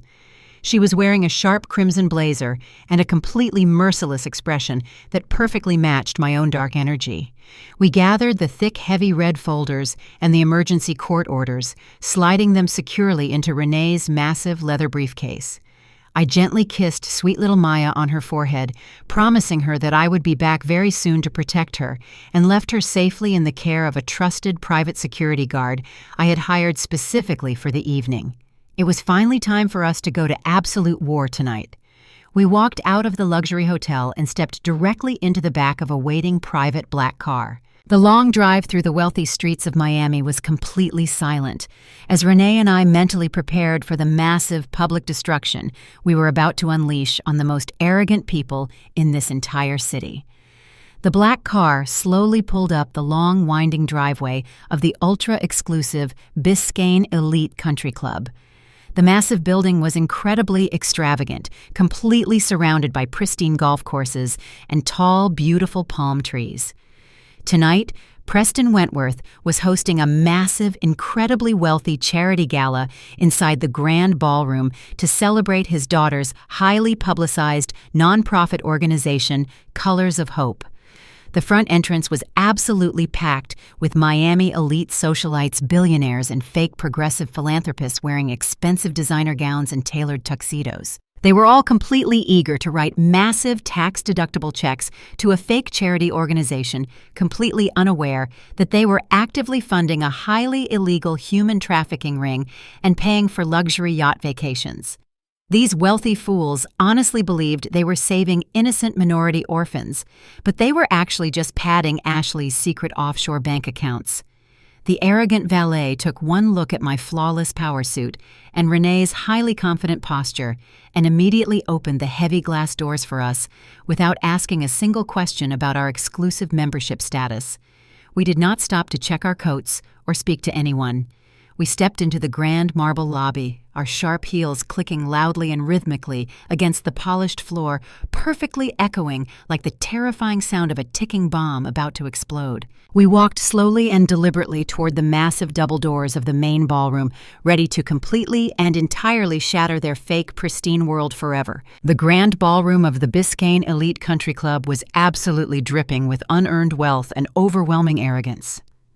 Tonight, the massive crystal chandeliers cast a warm golden glow over the sea of Miami elite socialites and billionaire philanthropists who were completely eager to throw their money at a supposed good cause. The room was decorated in pristine white and gold, reflecting the highly curated brand of Colors of Hope.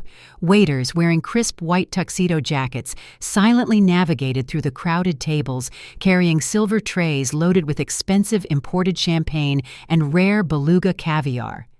These wealthy fools honestly believed they were spending their evening saving innocent minority orphans, but they were just actively funding a massive federal criminal enterprise. At the very front of the massive ballroom, standing perfectly in the center of a brightly lit stage, was my evil daughter-in-law, Ashley. She was wearing a stunning backless silk gown that easily cost $5,000, completely paid for by the stolen state adoption subsidies. Meant for my granddaughter Ashley, was holding a sleek silver microphone and giving the performance of her entire pathetic life. She wiped a perfectly manufactured tear from her pale cheek as she looked out into the captivated audience. She spoke softly into the microphone, her voice trembling with expertly crafted emotion as she talked about the supposed profound struggles and immense beautiful rewards of adopting a traumatized minority child. She told the wealthy donors that little Maya was the absolute bright center of her entire world and the sole inspiration behind every single thing she did for this charity. She pleaded with the massive crowd, asking them to open their generous hearts and their extremely deep wallets to help her rescue even more desperate children who needed loving, progressive homes just like hers. The audience was completely mesmerized by her fake white tears and her highly manipulative sob story. They were already reaching for their expensive leather checkbooks, ready to blindly hand over millions of dollars to a woman who had just locked her supposedly beloved adopted daughter in a freezing, dark laundry room so she could charter a luxury yacht. It was the most sickening display of pure, narcissistic manipulation I had ever witnessed in my entire life. But her incredibly lucrative stage play was about to come to a violent absolute end right here and right now tonight on this very stage. Renee and I did not bother waiting for the arrogant hostess to check our names off her highly exclusive guest list. We pushed open the heavy brass double doors of the grand ballroom and stepped directly into the massive, crowded room. We moved with the terrifying, synchronized precision of apex predators who had finally cornered their completely oblivious prey. I was wearing my flawless, tailored, charcoal gray power suit, radiating absolute federal authority, while Renee walked right beside me, holding her massive black leather briefcase filled with the undeniable legal destruction of this entire fake family. The elite wealthy guests sitting at the tables near the back of the room naturally parted ways for us, sensing the heavy dominant energy radiating from our purposeful strides. We did not stop to look at any of the confused socialites staring at our completely uninvited arrival. We did not even glance up at the brightly lit stage where Ashley was still busy weaving her sickening web of highly profitable lies. My cold, calculating eyes were entirely locked onto the most extravagant decorated table sitting right at the very front of the room, directly below the main stage. The highly coveted VIP table was exclusively reserved for the extremely wealthy founders and primary sponsors of the charity. Preston and Victoria Wentworth were sitting there looking like absolute royalty, holding court over their elite friends. Preston was wearing an incredibly expensive custom-tailored tuxedo and proudly sipping from a crystal glass of dark imported bourbon. Victoria was heavily draped in sparkling diamonds that caught the bright light of the massive chandeliers, completely ignoring the sickening reality that her fake philanthropic empire was built entirely on massive federal wire fraud and illegal child abuse. And sitting directly to their left, looking absolutely miserable and completely out of place. In his sharp designer suit was my cowardly son, Derek. He was staring blankly at his empty dinner plate, deliberately avoiding making eye contact with anyone in the massive room. He was a deeply broken, pathetic man who knew his incredibly toxic wife was actively lying to thousands of people, but he was simply too weak to ever stand up and publicly stop her.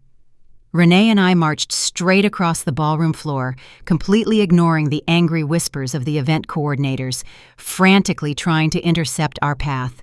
I walked right up to the velvet ropes completely surrounding their private VIP section and boldly stepped over them without breaking my confident stride.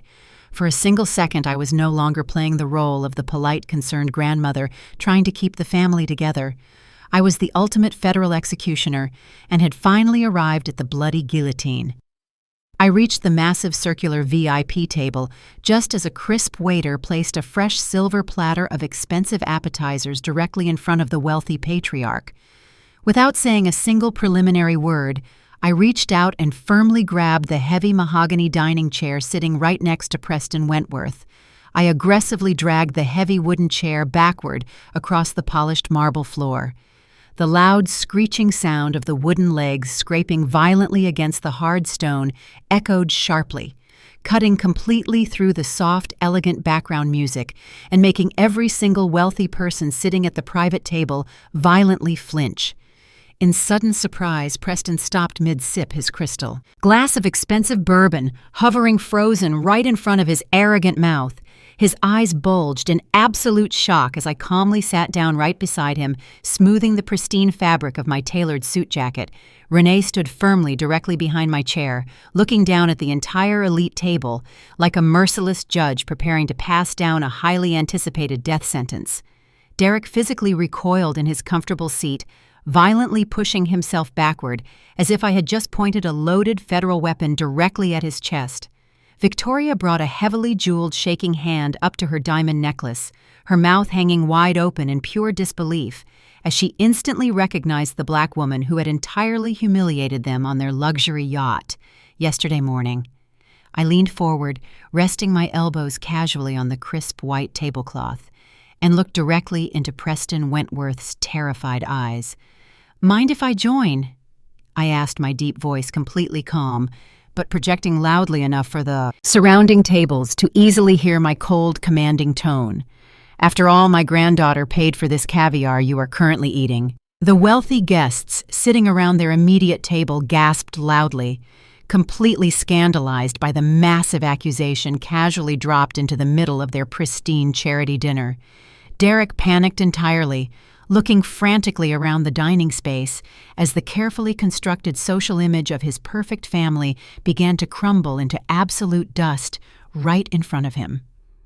Up on the brightly lit stage, Ashley was right in the middle of delivering a sickeningly fake emotional plea for donor money when she noticed the commotion directly below her. Her eyes locked onto my face and she froze mid-speech. The silver microphone slipped in her trembling hand, emitting a sharp squeal of feedback that pierced the grand ballroom. She stood paralyzed under the hot stage lights, her fake tears drying instantly on her pale face as she stared at the federal nightmare sitting at her private table. Preston lost his temper. His face turned a bright crimson red as he stood up from his chair. "Security!" He screamed at the absolute top of his lungs, completely abandoning any remaining shred of country club etiquette. "Somebody call the security guards right now and remove this crazy woman." Several waiters stopped dead in their tracks, nervously looking toward the main entrance. Within seconds, the general manager of the country club walked briskly over to our table, followed closely by 2 large security guards. Preston pointed a shaking finger directly at my face, demanding I be physically thrown out into the street. But the general manager had previously managed a high-end jazz lounge in Atlanta, and he knew exactly who I was. He took one look at my federal badge pinned inside my tailored jacket and calmly held up his hand, signaling the guards to stand down immediately. He looked at Preston with a completely blank expression and firmly refused to intervene in an active federal investigation. The absolute silence that fell over the elite table was heavy enough to crush bones. I reached into Renee's briefcase and pulled out a thick red folder filled with proof of their fraud. I dropped it right in front of his shaking hands. The heavy red folder sat in the center of the white tablecloth. The elite wealthy donors sitting around the VIP table stopped whispering and stared at the thick file, mesmerized by the sudden shift in power. Up on the brightly lit stage, Ashley was frozen, gripping the silver microphone tightly. She was absolutely terrified and unable to speak a single coherent sentence to the crowd of confused philanthropists sitting in the ballroom. I did not bother looking up at her pathetic, frozen face. My attention was entirely focused on the people sitting next to me at this highly exclusive table. I reached out with swift movements and flipped open the heavy cover of the folder. Inside the file was a massive stack of official banking records printed on crisp white paper. Every fraudulent transaction was highlighted in neon yellow ink, making the undeniable mathematical proof of their massive theft impossible to ignore. I did not just bring a copy of the evidence tonight. I had instructed my attorney, Renee, to make multiple thick packets for this moment. Renee calmly reached into her leather briefcase and pulled out 6 identical packets of highly confidential financial records. She walked smoothly around the large circular table and casually tossed the packets directly in front of Preston's billionaire friends.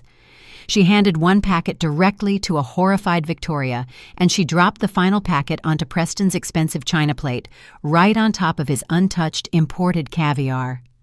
Preston looked down at the highlighted banking documents in utter confusion.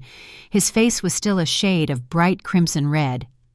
"What is the absolute meaning of this complete nonsense?" he demanded, his voice trembling with a mixture of intense anger and deep fear. I folded my hands together, resting them flat on the expensive dining table.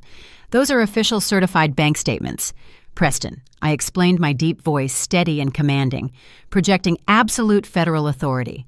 "They are the complete, uncensored financial records of your wonderful, progressive daughter, Ashley." The wealthy donors sitting around the table immediately picked up the heavy packets and began eagerly flipping through the crisp pages. Human curiosity is an incredibly powerful thing, especially when it involves other people's hidden money. "Let us start with the very first set of official documents," I said, projecting my strong voice so every elite donor sitting nearby could easily hear me clearly. When Derek and Ashley first adopted my beautiful granddaughter, the state of Georgia provided a monthly financial adoption subsidy. It is a government program designed to help adoptive parents pay for basic necessities like food, clothing, and medical care for traumatized children. It is government money, meant specifically to protect a vulnerable minority orphan. I paused for a brief moment, letting the words sink into the minds of the wealthy people sitting at the table. I looked directly at Ashley, who was now standing on the stage, completely paralyzed and shaking under the spotlights. "But your wonderful daughter did not use that state money to buy food or clothing for sweet Maya." I continued, my tone turning cold and merciless. "She actively routed every single state-issued check directly into a hidden private checking account, registered exclusively under her name. I gestured firmly toward the packet resting in front of Preston. If you look closely at page 3 of that packet, you will see exactly how your wealthy heiress daughter truly spends her money, I stated flatly. She selfishly took the government funds meant to feed a 6-year-old black child and used it to buy Prada handbags and designer shoes. She used it to pay for her weekly luxury spa treatments and her expensive salon hair. Extensions. While little Maya was forced to wear faded, oversized shirts purchased from cheap local thrift stores, Ashley was proudly walking around this exact country club wearing tailored clothes entirely paid for by a traumatized orphan child. A loud collective gasp echoed around the large VIP dining table. One of the wealthy women sitting directly across from Victoria covered her mouth with her manicured hand, looking up at Ashley with pure disgust. In their superficial elite circle, wearing cheap thrift store clothes was considered a social sin, but actively stealing government welfare money to secretly fund a fake wealthy lifestyle was an unforgivable crime. Ashley was completely exposed. Her crafted social persona as a rich, generous, progressive savior was rapidly shattering into pieces in front of the exact people she desperately wanted to impress. Victoria grabbed her husband's thick arm, her face turning a sickening shade of pale white. "This cannot possibly be true." "Evelyn," she stammered, looking frantically at the brightly highlighted bank statements. "Ashley has a massive trust fund from our family estate. She absolutely does not need to steal money from anyone." I let out a dark, terrifying, humorless laugh that cut right through the tension in the room. "You really have no idea what is actually going on inside your own fake family, Victoria," I replied, shaking my head slowly. "Ashley does not have a trust fund anymore. Your family is completely broke." Preston slammed his heavy fist down onto the pristine dining table, making the crystal glasses rattle. The loud noise startled every person sitting nearby. He pointed a shaking finger directly up at his daughter, who was still frozen on the grand stage. "I have not given you a single dime in over 2 full years." "Ashley," Preston yelled at the absolute top of his lungs, completely abandoning his fake country club etiquette. His face turned a dangerously deep shade of purple with uncontrollable rage. "I explicitly told you I did not have the liquid cash to continue funding your ridiculous lavish lifestyle anymore. You looked me right in the eye and told me, 'Derek got a massive corporate bonus at work.' You completely lied to my face."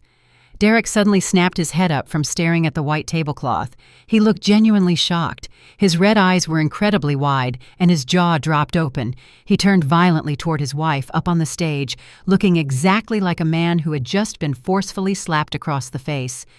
"What is your father talking about?" "Ashley," Derek demanded, his voice cracking with frantic emotion. "You specifically told me the luxury yacht trip was already paid for. You swore your wealthy father paid for the entire Miami vacation as a generous family bonus." Derek was frantic now. He had known about the disgusting plans to give Maya away, but he had clearly been kept entirely in the dark about the massive financial embezzlement.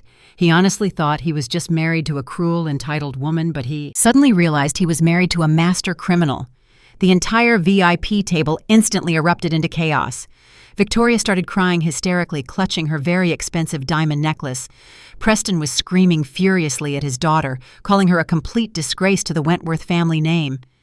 Derek was standing up, knocking his heavy dining chair backward, aggressively yelling at his wife for completely destroying his life. The wealthy donors were rapidly whispering, actively pulling out their phones to text their other rich friends. Ashley was trapped in the bright center of a massive storm. She had no defense remaining. She could not use her fake white tears to escape this situation because the undeniable mathematical proof of her financial crimes was sitting right in front of everyone. She had stolen hundreds of thousands of dollars from a traumatized black orphan child. Her racist father was loudly disowning her right in the middle of a crowded ballroom. Her cowardly husband was screaming at her. Her elite Miami friends were looking at her like she was a disgusting piece of garbage. Her social world had collapsed in a matter of minutes. I sat still in my comfortable dining chair, silently watching the glorious destruction unfold around me. I felt a deep, profound sense of righteous satisfaction warming my chest. But I was not finished with them yet. The screaming match between Preston and Derek continued to escalate. They were viciously blaming each other for the financial ruin and massive public humiliation. They were fighting desperately over who was going to pay the legal fees and who was going to ultimately take the blame for the stolen trust fund money. I calmly reached out and picked up my heavy silver dessert spoon. I tapped the silver spoon firmly against my crystal water glass. The sharp ringing sound echoed loudly, piercing directly through the chaotic shouting. The sudden noise made Preston and Derek stop yelling. The entire table fell silent, once again all eyes. Turning slowly back to my face, I looked at the broken, pathetic family sitting around the table, and I smiled a cold, terrifying smile. "Oh, please do not fight over the stolen pennies," I said, my voice incredibly smooth and dripping with deadly promise. "We have not even gotten to the federal felonies yet." The heavy silence hanging over the highly exclusive VIP table was suffocating as the billionaire donors stared at me, waiting for my next move. I slowly reached back into my attorney's thick black leather briefcase and pulled out a brand new massive stack of official federal documents. These important papers were not just simple bank statements showing a few stolen thousands. They were highly classified federal tax returns and incredibly detailed offshore corporate financial ledgers that I had personally extracted directly from Ashley's synchronized digital accounts earlier today. I dropped the heavy stack of papers right in the exact middle of the dining table so the elite philanthropists could clearly see the official government seals printed proudly on the front pages. I looked up at Ashley, who was still standing completely frozen on the brightly lit grand stage, tightly gripping the silver microphone in her shaking hands. Her pale eyes were incredibly wide with pure absolute terror because she knew exactly what those specific confidential documents were. "Colors of Hope is an absolute massive, disgusting lie," I announced, my deep voice echoing powerfully across the entirely silent ballroom. "Every single person sitting in this luxurious room tonight honestly believes they are donating their hard-earned wealth to save innocent minority orphans. You all truly believed Ashley Wentworth was a progressive savior doing incredible charitable work, but she is actually nothing more than a highly calculated federal criminal." I pointed a firm, steady finger directly at the thick stack of printed tax returns resting on the pristine white tablecloth. If you look closely at the corporate ledgers, you will see exactly where your generous charitable donations have actually been going for the past 3 entire years. Ashley has not spent a single penny of your donated money on placing minority orphans into loving, safe homes. Instead, she has been systematically funneling millions of tax-free dollars directly into massive, hidden offshore shell corporations located outside the normal jurisdiction of the American government. Those specific offshore banking accounts are directly linked to a rapidly failing commercial logistics company owned entirely by her highly arrogant father, Preston Wentworth, standing right here. The entire VIP table gasped loudly as the massive scale of the charity fraud was completely laid bare right in front of them. Preston had been secretly drowning in over $8 million of massive corporate debt, and his brilliant, manipulative daughter had created a highly emotional fake charity to completely bail him out using your stolen donation money. They used the sweet, innocent face of my deeply traumatized black granddaughter to aggressively manipulate your generous emotions and steal your massive wealth to secretly fund their fake luxury lifestyle. You have all been completely scammed and entirely played for fools by a master manipulator who absolutely belongs in a cold federal prison cell. The wealthy elite donors sitting around the VIP table and the surrounding sections of the grand ballroom instantly erupted into a massive, unstoppable wave of pure public outrage. Billionaires and powerful socialites absolutely do not ever tolerate being played for absolute fools, especially when it involves their massive financial assets and highly guarded reputations. A prominent real estate developer sitting directly across from Preston Wentworth violently slammed his heavy fist down onto the white tablecloth, making the expensive crystal champagne glasses rattle violently and spill their contents. "You completely stole my hard-earned money!" Preston the developer screamed, his face turning a dangerous shade of bright crimson red.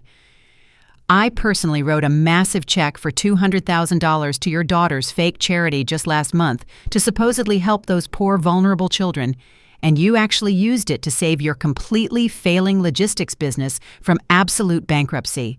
I will personally ensure you are completely destroyed in federal court for this massive, unforgivable betrayal." The entire packed ballroom turned completely against the highly arrogant Wentworth family in a matter of mere seconds. The elite fake friends who had been warmly kissing Ashley's cheek and praising her progressive charity work just one short hour ago were now loudly demanding immediate financial restitution and threatening massive, devastating corporate lawsuits. Victoria Wentworth immediately buried her face in her trembling, heavily jeweled hands, sobbing completely hysterically as the pristine social reputation she had spent her entire adult life carefully building was completely obliterated right in front of her weeping eyes.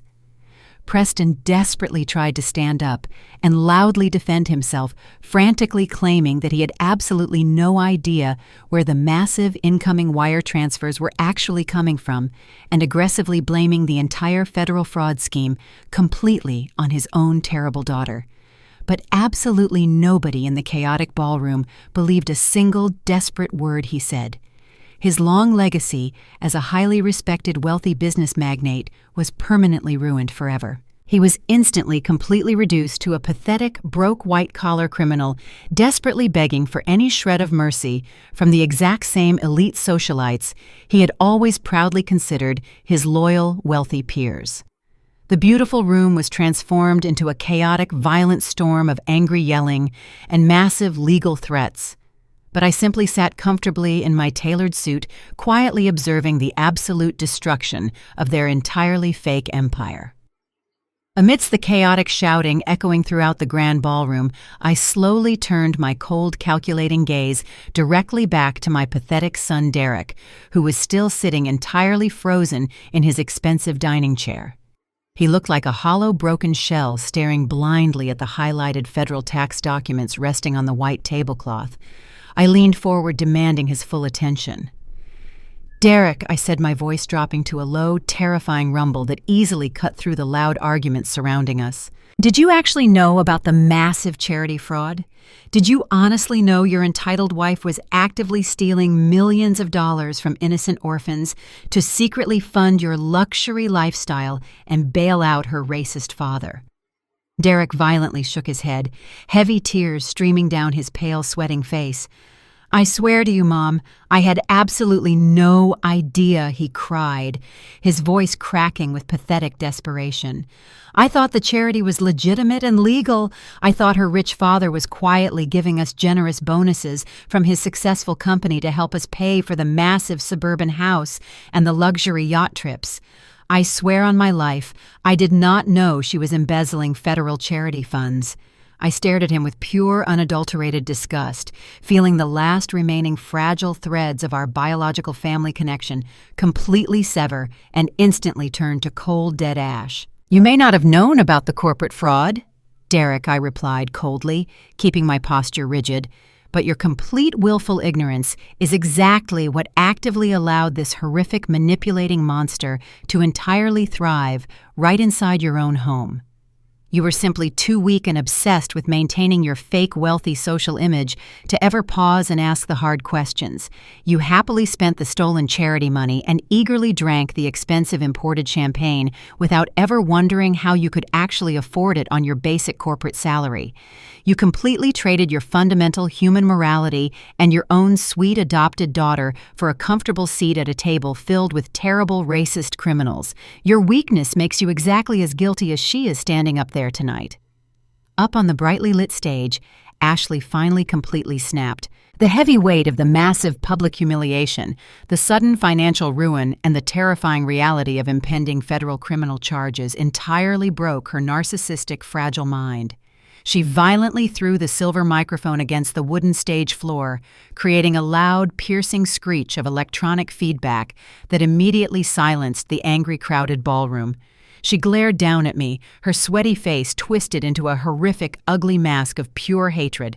She pointed a violently shaking manicured finger directly at my calm face, screaming at the absolute top of her lungs. "It is all her fault," Ashley shrieked hysterically, her shrill voice echoing wildly across the silent, shocked room. "Maya completely ruined my perfect, peaceful life. She was incredibly difficult to manage, and she constantly took all the attention away from my real biological son.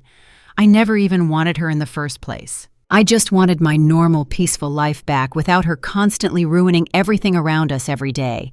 I just wanted her completely, permanently gone. The wealthy elite audience watched in horrified, stunned silence as the elegant, progressive charity savior fully unraveled into a screaming, dangerous monster, revealing her true, sickening nature to the entire shocked world. I did not raise my voice or show a single ounce of fear. I simply looked up at her from my comfortable dining chair, and I smiled a very cold and completely merciless smile. "That is a very interesting choice of words, Ashley," I said, my deep voice projecting perfect, lethal clarity.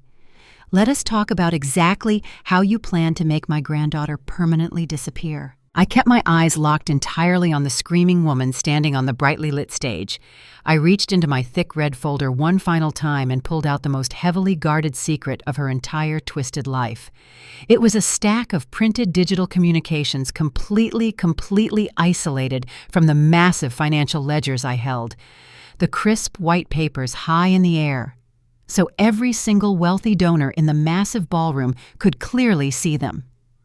"This is not a tax document, Ashley," I said, projecting my deep voice across the absolutely silent room. "This is a printed copy of a highly confidential email chain sent directly from your personal private account, exactly 3 weeks ago, to a woman running a completely unregulated underground adoption service entirely off the official government grid." The wealthy elite guests stopped their frantic, angry whispering and stared at me. The silence inside the grand ballroom became so incredibly heavy, it felt physically suffocating. I looked down at the printed email and began to read her exact horrific words out loud to the entire room. The subject line reads, "Confidential inquiry regarding permanent custody transfer." I read slowly, ensuring every single syllable echoed perfectly. In the main body of the email, Ashley specifically writes that her adopted daughter is no longer a suitable or acceptable fit for their current family dynamic. She explicitly states with absolute cold cruelty that the innocent 6-year-old black child is simply too culturally different, and that they are actively looking to permanently transfer custody as discreetly and quietly as humanly possible. I paused, letting those evil words sink deep into the minds of everyone listening. I told the entire shocked room that Ashley was not just trying to send little Maya to a strict summer boarding program. She was actively negotiating with highly dangerous human traffickers. She was actively trying to illegally hand a sweet, innocent minority child directly over to complete random strangers she found hiding on the dark, unregulated internet just to get her out of the way before this massive charity gala. She specifically requested a highly unregulated private transfer to purposefully avoid any official state records that might accidentally ruin her pristine, progressive social reputation. She cowardly called it an alternative placement, but the federal legal system clearly calls it dangerous child trafficking. I told the entire room the absolute worst part was that she explicitly promised to pay the illegal underground broker using the exact same private education trust fund she had already completely drained and stolen from the child.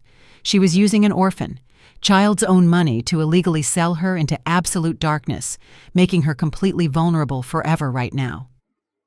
The immediate reaction to the massive charity fraud had been incredibly loud and wildly chaotic earlier tonight, but the overall reaction to this specific horrific revelation was entirely fundamentally different. It was pure, visceral, sickening horror. The entire crowded gala fell completely dead silent. Even inside this massive room filled entirely with highly arrogant, completely privileged people, there is a universal, silent understanding that you absolutely do not ever illegally sell innocent human children. Financial crimes were something these wealthy elites could occasionally rationalize, but human trafficking was the absolute ultimate uncrossable line. A wealthy older woman sitting quietly at the table directly next to ours actually covered her pale face with both of her shaking hands and let out a soft, muffled, terrified sob. "Victoria, Wentworth suddenly stood up quickly from her tall dining chair, stumbling backward blindly. Her heavily made-up face was contorted in absolute total terror. She whispered softly, shaking her blonde head violently from side to side, completely refusing to believe the nightmare. She begged Ashley to tell her that she did not actively try unadulterated, sickening revulsion. He did not look at her with protective paternal anger, but with pure, utter, absolute, visceral disgust, recognizing the undeniable reality that his own flesh and blood was nothing more than a cruel, highly manipulative monster who had recklessly endangered absolutely everything they owned today, permanently and completely, without any remorse or basic human empathy whatsoever right now, forever. With Preston completely backing away in total, absolute disgust. My intense, focused attention shifted entirely back to my pathetic crying son, sitting directly across the large VIP table from me. Derek was staring blankly at the printed email, sitting clearly on the white tablecloth. His mouth was hanging slightly open, and he was breathing in very short, loud, panicked gasps. He looked directly at me, with heavy tears streaming rapidly down his pale face. He cried out loudly, holding both of his shaking hands up defensively, swearing that he had absolutely no idea. He claimed he did not know anything at all about this horrific alternative placement plan. He honestly thought they were simply just looking for a highly specialized nanny or a temporary boarding school. He swore he never, ever agreed to illegally give her away to random, dangerous strangers. I slammed my large, heavy hand down flat and incredibly hard against the solid wooden dining table, making Derek physically jump high in his expensive leather seat. I roared loudly, my deep, angry voice echoing like a massive crack of thunder across the entirely quiet dining room, demanding that he never, ever dare lie directly to my face. I looked directly at the top header of the printed email sitting on the table. I pointed a firm, angry finger directly at his printed name. I told him he was perfectly carbon copied on the very first initial message she ever sent to that dangerous underground broker. I explained it went directly straight to his highly secure private corporate work email address. I told him he successfully received the horrific message and had the absolute clear power to read exactly what his evil entitled wife was actively planning to do to his own adopted daughter. Derek shook his head wildly back and forth, rapidly wiping the heavy flowing tears from his wet cheeks. He sobbed desperately, trying to excuse his horrific, unforgivable negligence, claiming he did not read it. He completely ignored an email concerning the legal custody of his own innocent child, making him a completely willing human trafficker. Ashley suddenly scrambled down from the grand, brightly lit stage, completely abandoning her fake elegant composure. She stumbled awkwardly in her expensive $5,000 silk gown, almost tripping over the hem, as she desperately rushed toward the VIP table. She fell heavily to her knees, directly in front of her furious father, frantically grabbing the crisp fabric of his custom-tailored tuxedo pants. "Daddy, please, you have to help me right now." Ashley sobbed hysterically, her voice absolute disgust. "I am absolutely not spending another single dime on you." Preston growled loudly, his harsh voice echoing with brutal finality across the quiet room. "You are completely on your own, Ashley." He turned his back on her, entirely, completely refusing to look down at her, sobbing form on the floor, leaving her entirely abandoned and completely destroyed in front of every single person tonight, forever right now. The heavy mahogany doors of the grand ballroom remained firmly closed, but the suffocating silence inside the massive space felt like a heavy stone tomb. Ashley was still kneeling on the cold marble floor, completely abandoned by her arrogant, racist father. She stared up at the elite wealthy donors who were now looking at her with pure, unadulterated disgust. She had absolutely no family left to protect her and no fake social standing to hide behind. My brilliant attorney Renee decided this was the perfect exact moment to completely sever the head of the poisonous snake. Renee stepped forward from the shadows of our table, her sharp, crimson blazer cutting through the muted tones of the VIP section. She carried her heavy black leather briefcase with the terrifying authority of a highly skilled executioner. She stopped directly in front of Ashley, looking down at the weeping, ruined woman with cold, professional disdain. Renee reached into her briefcase and pulled out a thick stack of official court documents, completely sealed with bright red federal stamps. She dropped the heavy packet directly onto the polished marble floor, right next to Ashley's. Trembling hands. "Those are official emergency federal court orders." "Ashley," my attorney stated, her voice ringing with absolute, undeniable authority, "every single bank account holding your exact name is now completely frozen. Your personal checking accounts, your hidden offshore savings, and every fraudulent shell corporation associated with your fake charity are entirely permanently locked. You no longer have legal access to a single penny in this entire world." Ashley gasped loudly, bringing a shaking, manicured hand up to her mouth.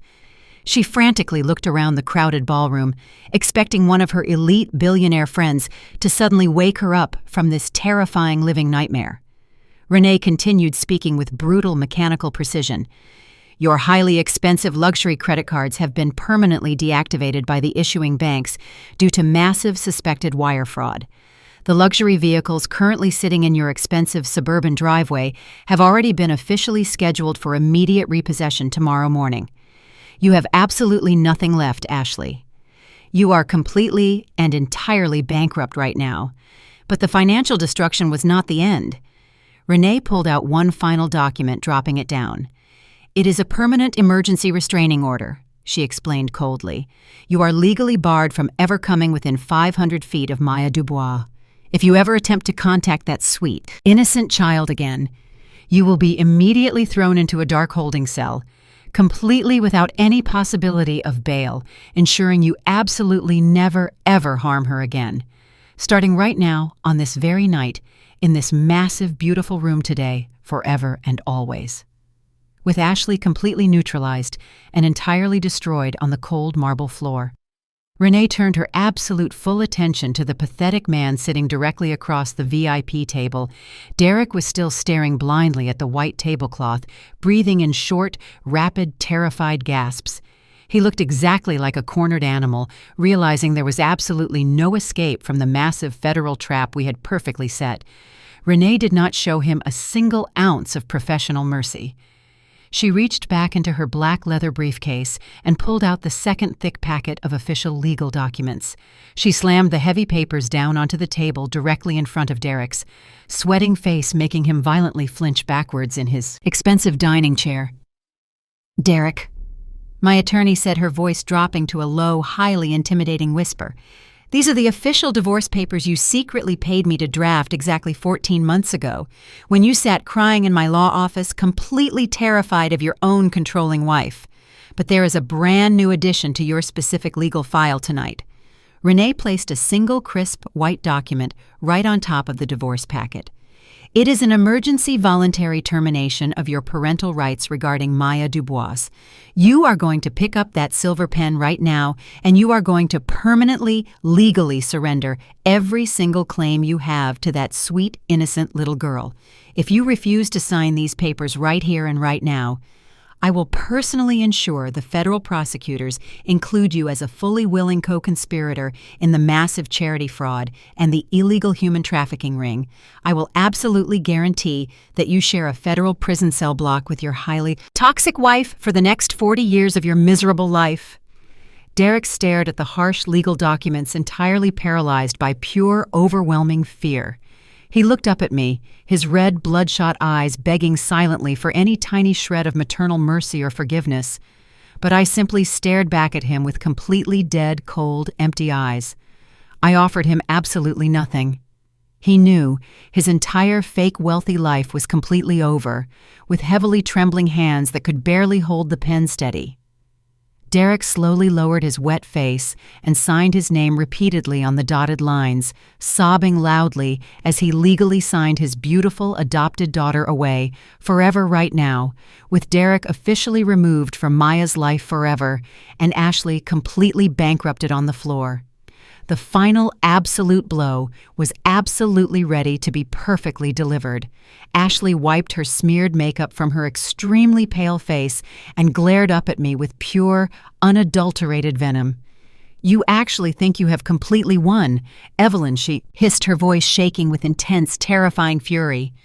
You brought your expensive, aggressive lawyer, and you froze all my personal bank accounts, but you cannot possibly keep me locked out forever. My father still knows incredibly powerful local judges, and I will absolutely destroy you in the family court system tomorrow morning. I looked down at her completely pitiful, desperate form and let out a dark, highly satisfied chuckle. You honestly believe I came to Miami with just a single civilian attorney? I asked, my voice echoing powerfully across the completely silent, crowded ballroom. You truly think a retired criminal investigator for the Internal Revenue Service would ever walk into a massive multi-million-dollar federal charity fraud case without bringing absolute, massive, overwhelming federal backup? I slowly raised my right hand and pointed a firm, steady finger directly toward the massive, heavy double doors at the very back of the grand ballroom.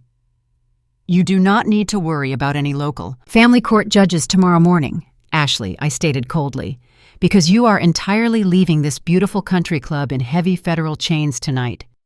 On my exact cue, the massive wooden doors were violently shoved wide open, hitting the walls with a loud, booming crash. Over 20 heavily armed federal agents wearing dark tactical windbreakers with the bright yellow letters FBI and IRS printed boldly across their backs marched directly into the luxurious gala. The elite wealthy donors screamed loudly and completely scattered in pure fear as the massive federal strike team moved with terrifying, absolute precision directly toward our VIP table. Their massive, heavy black boots stomped rhythmically against the highly expensive marble floor, cutting entirely through the absolute chaotic panic of the massive room, completely sealing Ashley's dark, inevitable fate, absolutely forever right now tonight. The lead federal agent, a tall, imposing woman with a stone-cold professional expression, marched directly up to Ashley, who was physically trembling so violently she could barely remain on her knees. Ashley Wentworth. The agent announced, her powerful voice slicing through the remaining frantic whispers of the shocked elite crowd. You are officially under federal arrest for multiple counts of massive wire fraud, illegal corporate embezzlement, charity tax evasion, and felony child endangerment across state lines. The agent reached down and forcefully grabbed Ashley's thin, pale arms, violently twisting them completely behind her exposed back. Ashley shrieked in pure terror as the cold steel handcuffs snapped loudly shut around her manicured wrists, completely ruining her pristine $5,000 silk designer gown. She desperately screamed for her wealthy friends to help her, begging anyone to intervene, but every single billionaire in that massive room turned their disgusted backs on her, pretending she did not exist. She was entirely stripped of her fake white privilege and immediately, aggressively dragged out of the grand ballroom in heavy federal chains right in front of the exact same snobbish, high society people she had spent her entire miserable life desperately trying to impress. The massive federal strike team followed her out, leaving a crushing, absolute silence in their wake. I completely ignored my ruined, weeping former daughter-in-law as I confidently picked up my leather purse, preparing to walk out. The highly arrogant country club manager slowly approached the completely devastated VIP table carrying a thick black leather folder. He completely ignored the massive federal chaos and dropped the incredibly massive unpaid bill for the lavish multi-million-dollar charity gala directly in front of my cowardly son. Derek was left sitting entirely alone, completely broke, facing complete, total, absolute ruin today. The morning sun rose over the city of Atlanta, but there was absolutely nothing bright or beautiful about the new day for my cowardly son Derek. The massive, explosive federal raid at the Biscayne Elite Country Club had completely dominated every single major national news network overnight.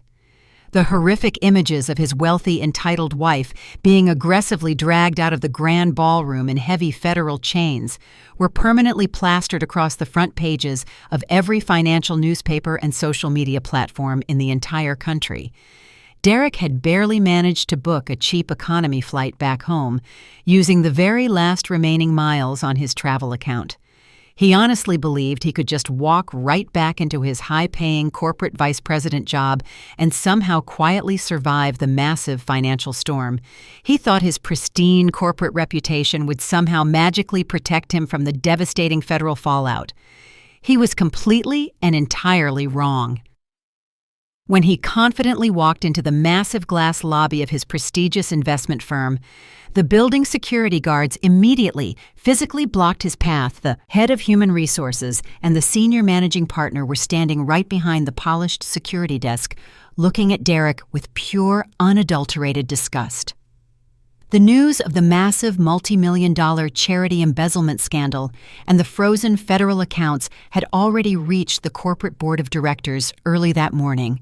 The senior partner loudly informed Derek that he was officially terminated, effective immediately. He explicitly told Derek that the firm would absolutely not tolerate a weak man who actively stood by while hundreds of thousands of dollars were stolen from his own adopted child to fund luxury yacht vacations.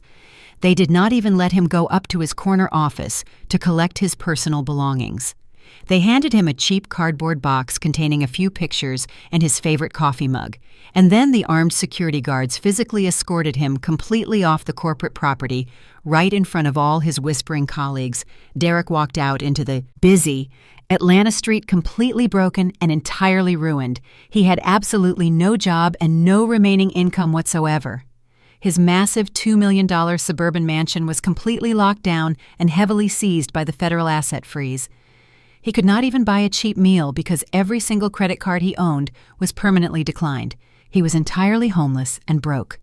The heavy afternoon rain pounded relentlessly against the thick glass windows of my luxury real estate office. I was sitting comfortably at my large mahogany desk, reviewing the final permanent adoption paperwork for Maya, when I heard a commotion near the front entrance. My head security guard, a massive man named Marcus, was physically blocking the heavy wooden double doors. I walked quickly across the polished marble floor to see what the problem was. When I reached the front entrance, my blood instantly turned to ice. Standing right there on the wet concrete sidewalk was my disgraced son, Derek. He looked terrible. He was wearing the exact same wrinkled clothes he had worn when he was fired from his corporate job this morning. His face was pale and his eyes were wild with panic. He looked like a broken homeless man. He was aggressively pushing against the broad chest of my security guard, desperately trying to force his way into my private establishment. He saw me walking toward the glass door and instantly began to yell my name over the sound of the falling storm. He demanded that I tell my security team to let him inside the building right now. He screamed that he knew Maya was safe with me, and he demanded to see his daughter immediately. He ignored the legal fact that he had voluntarily signed his parental rights away. That terrible night in Miami, he was unhinged, driven by desperation and the crushing weight of his ruined life. I stood just inside the dry, warm doorway, protected from the cold rain, watching my pathetic son throw a completely useless tantrum on the wet sidewalk. I did not feel a single ounce of pity or sadness from the broken man standing outside my door. He raised his heavy fists and weakly pounded against the thick glass windows, leaving handprints on the clear surface. He cried out loudly, claiming he had nowhere else to go, and that his wealthy friends had abandoned him. He begged me for just 5 minutes to speak with the girl he had so willingly neglected and discarded just a few short days ago. He begged me to lend him some money so he could afford a cheap motel room for the night. I stared back at him, keeping my hands calmly folded. Inside my tailored pockets, I slowly shook my head, denying him any access to the peace we had built. He fell heavily to his knees, sobbing loudly into his shaking hands as the cold rain soaked his ruined designer suit, completely washing away his fake pride and arrogant entitlement forever today, leaving him completely, utterly, and entirely alone in the world. I took a slow, deliberate step forward, pushing the heavy glass door open, just enough to let my voice carry over the pouring rain. "Do not you ever dare stand there and play the victim in front of me." "Derek," I warned, my voice dropping to a low, terrifying rumble. You are a grown black man. You were raised to be strong, and you were raised to protect your family at all costs. But you completely sold your soul for a cheap, comfortable seat at a white supremacist table. You married a wicked woman who viewed your beautiful black daughter as nothing more than a convenient charity project to boost her social media status. You sat in those fancy, exclusive country clubs and drank their expensive champagne while they openly called your child a rescue project right to your face. You let a woman treat your black daughter like a stray dog that completely ruined their perfect aesthetic. You nodded your head and smiled while they actively planned to sell her to underground human traffickers. You traded your basic human decency and your protective instincts for a fake luxury lifestyle that was built entirely on a foundation of rotting lies. Derek completely broke down, sobbing loudly into his shaking hands. He knew every single word I said was the absolute, undeniable truth. I continued speaking, ensuring my harsh words pierced directly through his fragile, shattered ego.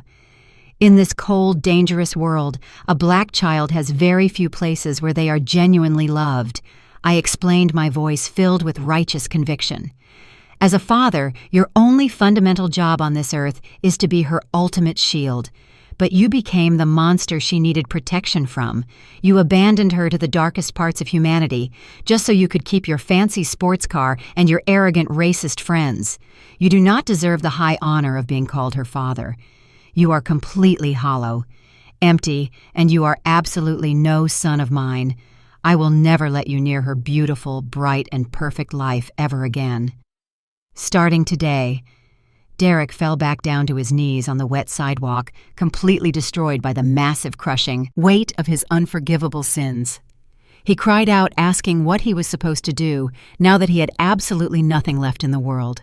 I slowly reached inside the inner breast pocket of my tailored suit jacket. I wanted to ensure that this boundary was absolute and completely unbreakable for the rest of our natural lives. I pulled out a thick, folded official legal document that my attorney Renee had secured from the federal family court judge just yesterday morning. The heavy paper was sealed inside a clear, protective plastic sleeve to keep it completely dry from the heavy storm. I looked down at Derek and casually tossed the legal document directly onto the wet concrete right in front of his shaking knees. "That is a permanent emergency protective order," I stated coldly. "It legally completely bars you from coming within 500 feet of Maya or my home or this real estate office ever again. It also permanently revokes any future possibility of you ever requesting a legal visitation hearing." Derek stared down at the plastic-covered document resting in the dirty puddle. His trembling hands reached out and slowly picked it up. He clutched the restraining order tightly against his wet chest, his entire body violently shaking from the freezing cold and the absolute total shock of his complete permanent ruin. He slowly forced himself to stand up, his legs trembling weakly underneath him. He did not say another word to me.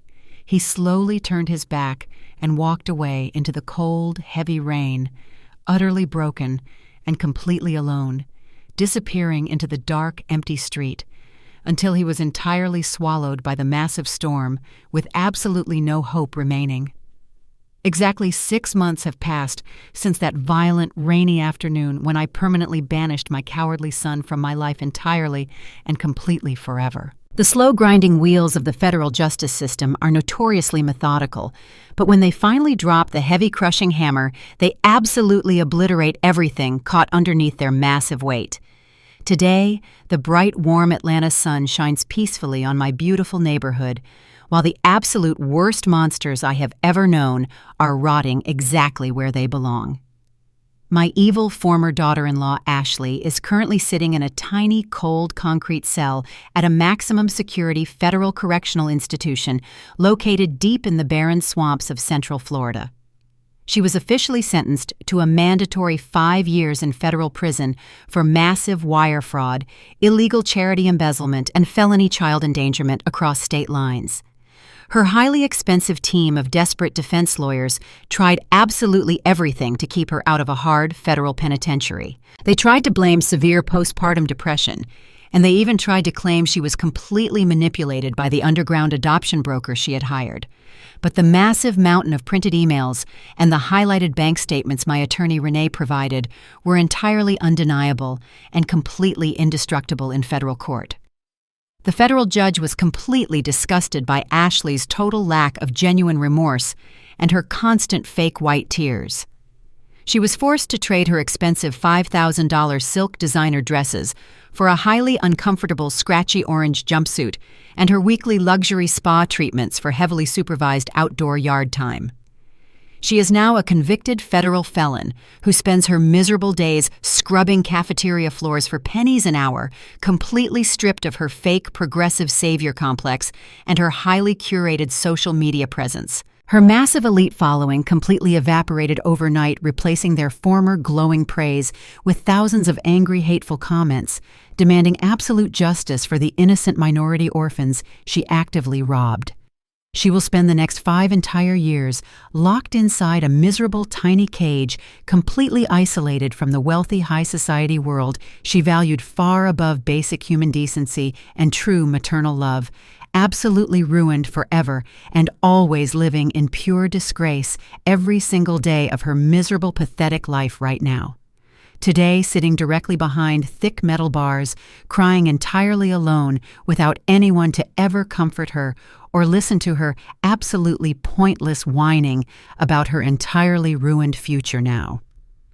Ashley's arrogant parents, Preston and Victoria Wentworth, did not fare much better after their massive public humiliation at the charity gala. The explosive national publicity from the federal human trafficking trial completely destroyed their pristine social standing in Miami, the highly exclusive elite country club where they had spent decades looking down their noses at minorities, officially and permanently revoked their highly coveted membership without a single second of hesitation. Richard's previously failing commercial real estate investments and his massive logistics company finally completely collapsed under the absolute crushing weight of the massive public scandal and the aggressive federal tax evasion investigation launched by my former colleagues at the Internal Revenue Service. The federal agents completely tore through Preston's fraudulent offshore corporate accounts, uncovering years of massive systemic tax evasion that forced them both into absolute total financial bankruptcy. They were violently forced by the federal government to sell their massive luxury estate at a massive, humiliating financial loss just to pay back a small fraction of the massive fines they owed the government. The massive fleet of imported luxury vehicles Victoria loved to parade around the city were all aggressively repossessed and driven away on flatbed trucks right in front of their horrified wealthy neighbors. Their entirely superficial elite friends, who used to drink their expensive bourbon, immediately abandoned them completely, refusing to ever return their frantic, desperate phone calls or invite them to any more elite social charity galas. Preston and Victoria are now entirely, completely isolated, living in total, absolute disgrace. They were forcefully evicted from their wealthy community and forced to move into a tiny, run-down 2-bedroom apartment located on the extreme, dangerous outskirts of the city. The walls of their new, pathetic home are incredibly thin, and the cheap paint is peeling directly off the dirty ceiling. Victoria now spends her miserable days staring blankly out of a dirty small window, wearing incredibly cheap faded clothing, completely stripped of her massive sparkling diamond necklaces and her arrogant white privilege. Preston is a completely broken, angry old man who spends his lonely nights bitterly drinking cheap liquor from a plastic cup, desperately clinging to the fading, pathetic memories of his completely destroyed, fake, generational wealth. They are entirely ruined and entirely forgotten by the high society world they once proudly ruled with pure racist arrogance, suffering terribly every single day without any remaining hope for redemption or escape from their new poverty forever now today. And then there is Derek, my completely pathetic former son, who has become an entirely invisible ghost, walking through a cold, harsh world that absolutely no longer cares about his miserable existence. After the massive corporate embezzlement scandal made the front pages of every local financial newspaper, his highly lucrative professional career was permanently destroyed, completely beyond any repair. No reputable investment firm in the entire country would ever dare hire a disgraced man publicly connected to actively stealing hundreds of thousands of dollars from an orphaned black child. Without his massive corporate salary, his fake wealthy country club friends, and his fast luxury sports cars, he quickly realized he had absolutely zero actual survival skills to navigate the real tough world. He was aggressively evicted from his old friend's dirty apartment after he repeatedly failed to pay his fair share of the basic monthly rent. Today, Derek is completely forced to work a highly exhausting minimum wage job, physically stocking heavy cardboard boxes on the punishing overnight shift at a massive retail distribution warehouse. He lives entirely alone in a tiny, run-down, dirty studio apartment located in a highly dangerous and impoverished neighborhood. He spends his extremely long, lonely nights eating cheap microwave meals in complete, absolute silence, staring blankly at the peeling yellow paint on his thin walls. He has absolutely no friends, no loving family, and no positive future prospects whatsoever. Every single time he receives his tiny, meager paycheck, a massive mandatory portion is immediately and automatically garnished by the federal court system to slowly repay the massive legal fines he rapidly accumulated during the chaotic, highly publicized divorce proceedings. He is completely trapped in a miserable, endless cycle of exhausting physical labor and deep, crushing, permanent regret. He is not allowed to see his biological son Hudson anymore because the state placed the boy with distant relatives after Ashley went to prison. He has lost absolutely everything he ever held dear. He finally got exactly what he truly deserved: a very dark, miserable life, entirely devoid of the warmth and genuine love he so casually threw away when he abandoned my beautiful, sweet granddaughter in that freezing room. He traded a life of profound meaning and family connection for a fleeting, fake illusion of elite wealth and highly toxic social status.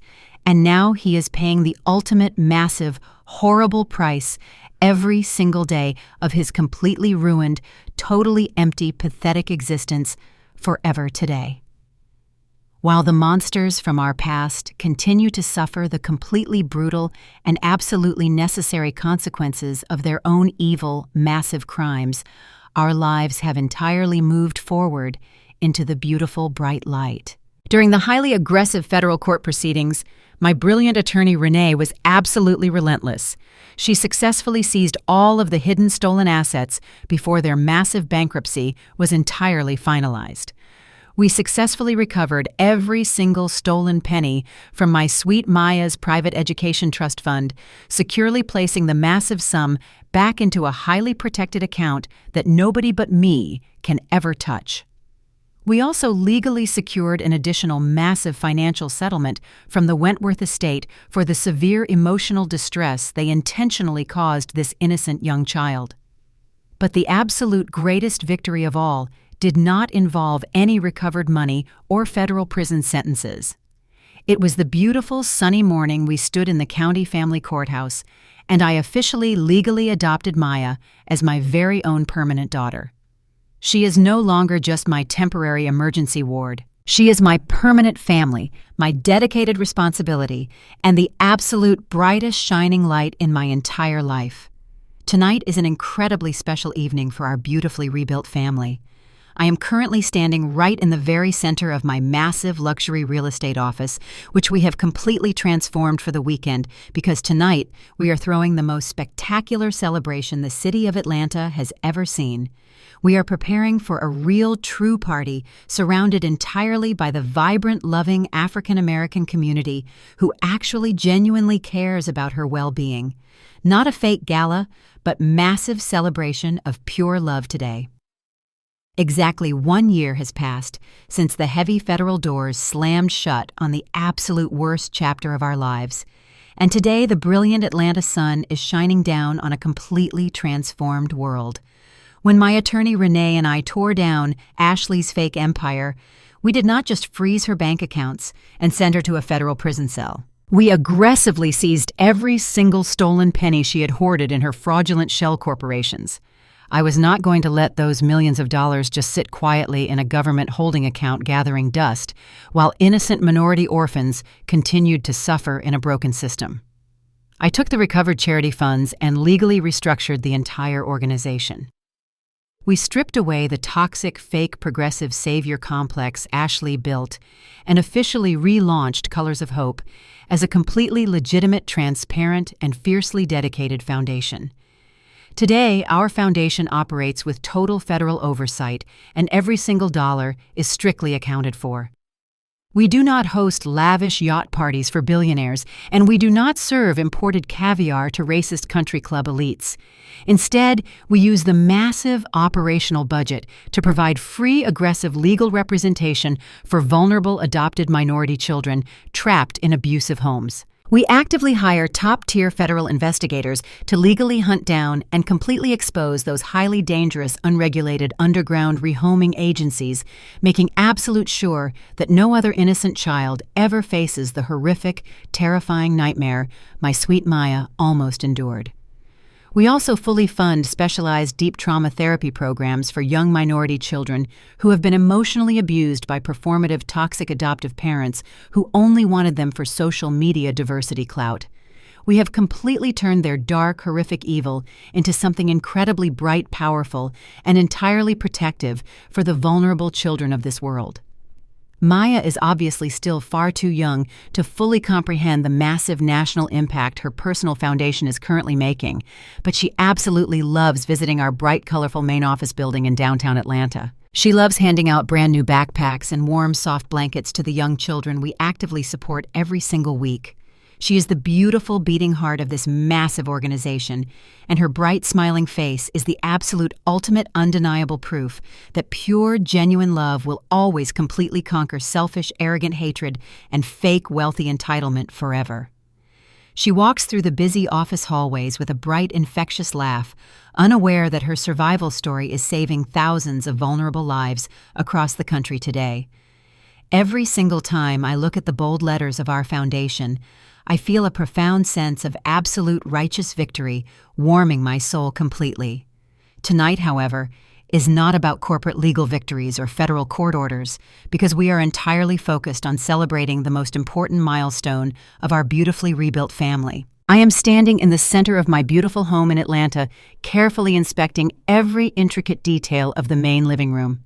My home is completely transformed into a magical, bright, colorful wonderland because tonight we are throwing the most spectacular, massive birthday party the city has ever seen. Maya is officially turning 7 years old today, and I want this incredible celebration to completely permanently wash away any lingering painful memory of that fake, disastrous yacht trip in Miami. Thousands of sparkling gold and purple balloons are floating gracefully against the high vaulted ceiling. An impressive 5-tier chocolate cake, decorated with beautiful edible sugar flowers, sits proudly on the dining table directly next to a massive pile of brightly wrapped presents. The warm evening air is completely filled with the delicious mouth-watering smell of slow roasted barbecue, creamy macaroni and cheese, and sweet peach cobbler prepared by the absolute best chefs in our local neighborhood. The guest list is incredibly long, but every single person walking through my heavy front doors tonight is someone who genuinely loves and completely cherishes my beautiful adopted daughter. There are absolutely no fake wealthy socialites and no arrogant racist country club members allowed anywhere near this beautiful, completely safe space today. The room is absolutely packed with our vibrant, loving African American community. Strong, powerful black women from our neighborhood church are singing along to the lively, soulful music playing loudly from the massive speakers. Local business owners and trusted neighbors are laughing joyfully and sharing heavy plates of delicious food. And right in the very center of all this pure, beautiful chaos is my sweet Maya. She is completely glowing from the inside out. She runs around the massive room playing games with the other children, her bright yellow summer dress twirling beautifully with every single step she takes. Her thick dark hair is styled into neat, beautiful braids, heavily decorated with colorful beads that clink softly like tiny bells when she runs. She does not have to pretend to be a quiet, obedient accessory for a social media camera today. She is just allowed to be a normal, happy, confident 7-year-old girl, completely surrounded by a true loving village that cherishes her exactly as she is right now, without any conditions or toxic expectations forever. I watch her throw her head back and laugh a loud, joyful sound that completely fills my entire home with pure, absolute warmth, and my heart feels incredibly full and entirely at peace today. When it is time to cut the chocolate cake, I carry the 5-tier masterpiece to the center of the room. The crowd falls silent as the music fades, and every person begins to sing a beautiful, soulful rendition of Happy Birthday. The golden light from the 7 burning candles reflects beautifully in Maya's bright brown eyes. She closes her eyes tight, makes a silent wish, and blows out every candle in one powerful breath. The entire room erupts into loud cheers and massive applause. I stand back and watch her happily dig into her large slice of chocolate cake, getting sweet dark frosting all over her bright, smiling face. This long, incredibly painful journey has taught me the absolute most important lesson of my entire long life. I realize looking around this crowded, warm room that true family is absolutely not defined by simple biology or legal birth certificates. True family is definitely not the people who happen to share your last name, but actively treat you like a worthless, inconvenient burden behind closed doors. Family is exactly who violently breaks down the locked, heavy door when you are freezing and crying completely alone in the dark. Family is the dedicated people who will absolutely tear the entire world apart to carry you to complete safety when the monsters try to drag you down. It is the strong, vibrant community that tightly wraps their protective arms around you and patiently helps you completely rebuild your shattered life from the ground up. Derek and Ashley foolishly thought they could simply throw this beautiful, innocent child away like a piece of broken garbage. They honestly believed they could selfishly use our vulnerable minority children as disposable tax write-offs, social media accessories, and personal bank accounts to secretly fund their fake luxury lifestyles. They thought their massive generational wealth and arrogant white privilege made them completely untouchable. But they learned a very harsh, permanent, brutal lesson about how the universe truly operates. For those who think they can exploit and abuse our beautiful children, I have a very clear warning. God might sleep sometimes, but a grandmother absolutely does not. I made absolute sure they paid a massive, horrifying price for every single tear they forced my granddaughter to cry. I completely took their stolen money, their physical freedom, and their arrogant, foolish pride. And in beautiful return, I gained the most precious, amazing daughter a woman could ever ask for in this entire life. Have you ever had to step in and save a vulnerable child from a toxic parent or cut off a manipulative family member who tried to use you? Tell me your powerful story in the comments below. It is incredibly important to boldly speak up and fiercely protect the innocent children who absolutely cannot protect themselves from the selfish monsters hiding behind fake smiles. We must always be the strong, loud voices for those silenced by abusive, manipulative adults. I want to build a powerful, supportive community right here on this channel where we can openly share our painful experiences and actively support one another through the darkest, hardest times. Do not forget to hit the like button, subscribe to the channel, and immediately share this video with absolutely anyone who desperately needs to remember that karma always eventually collects its heavy debts in the absolute end. True justice is always entirely possible if you are brave enough to stand up and aggressively fight back against the darkness. Please leave a comment right now and let the world know you are a fierce protector. Until next time, my friends, stay blessed and stay fierce.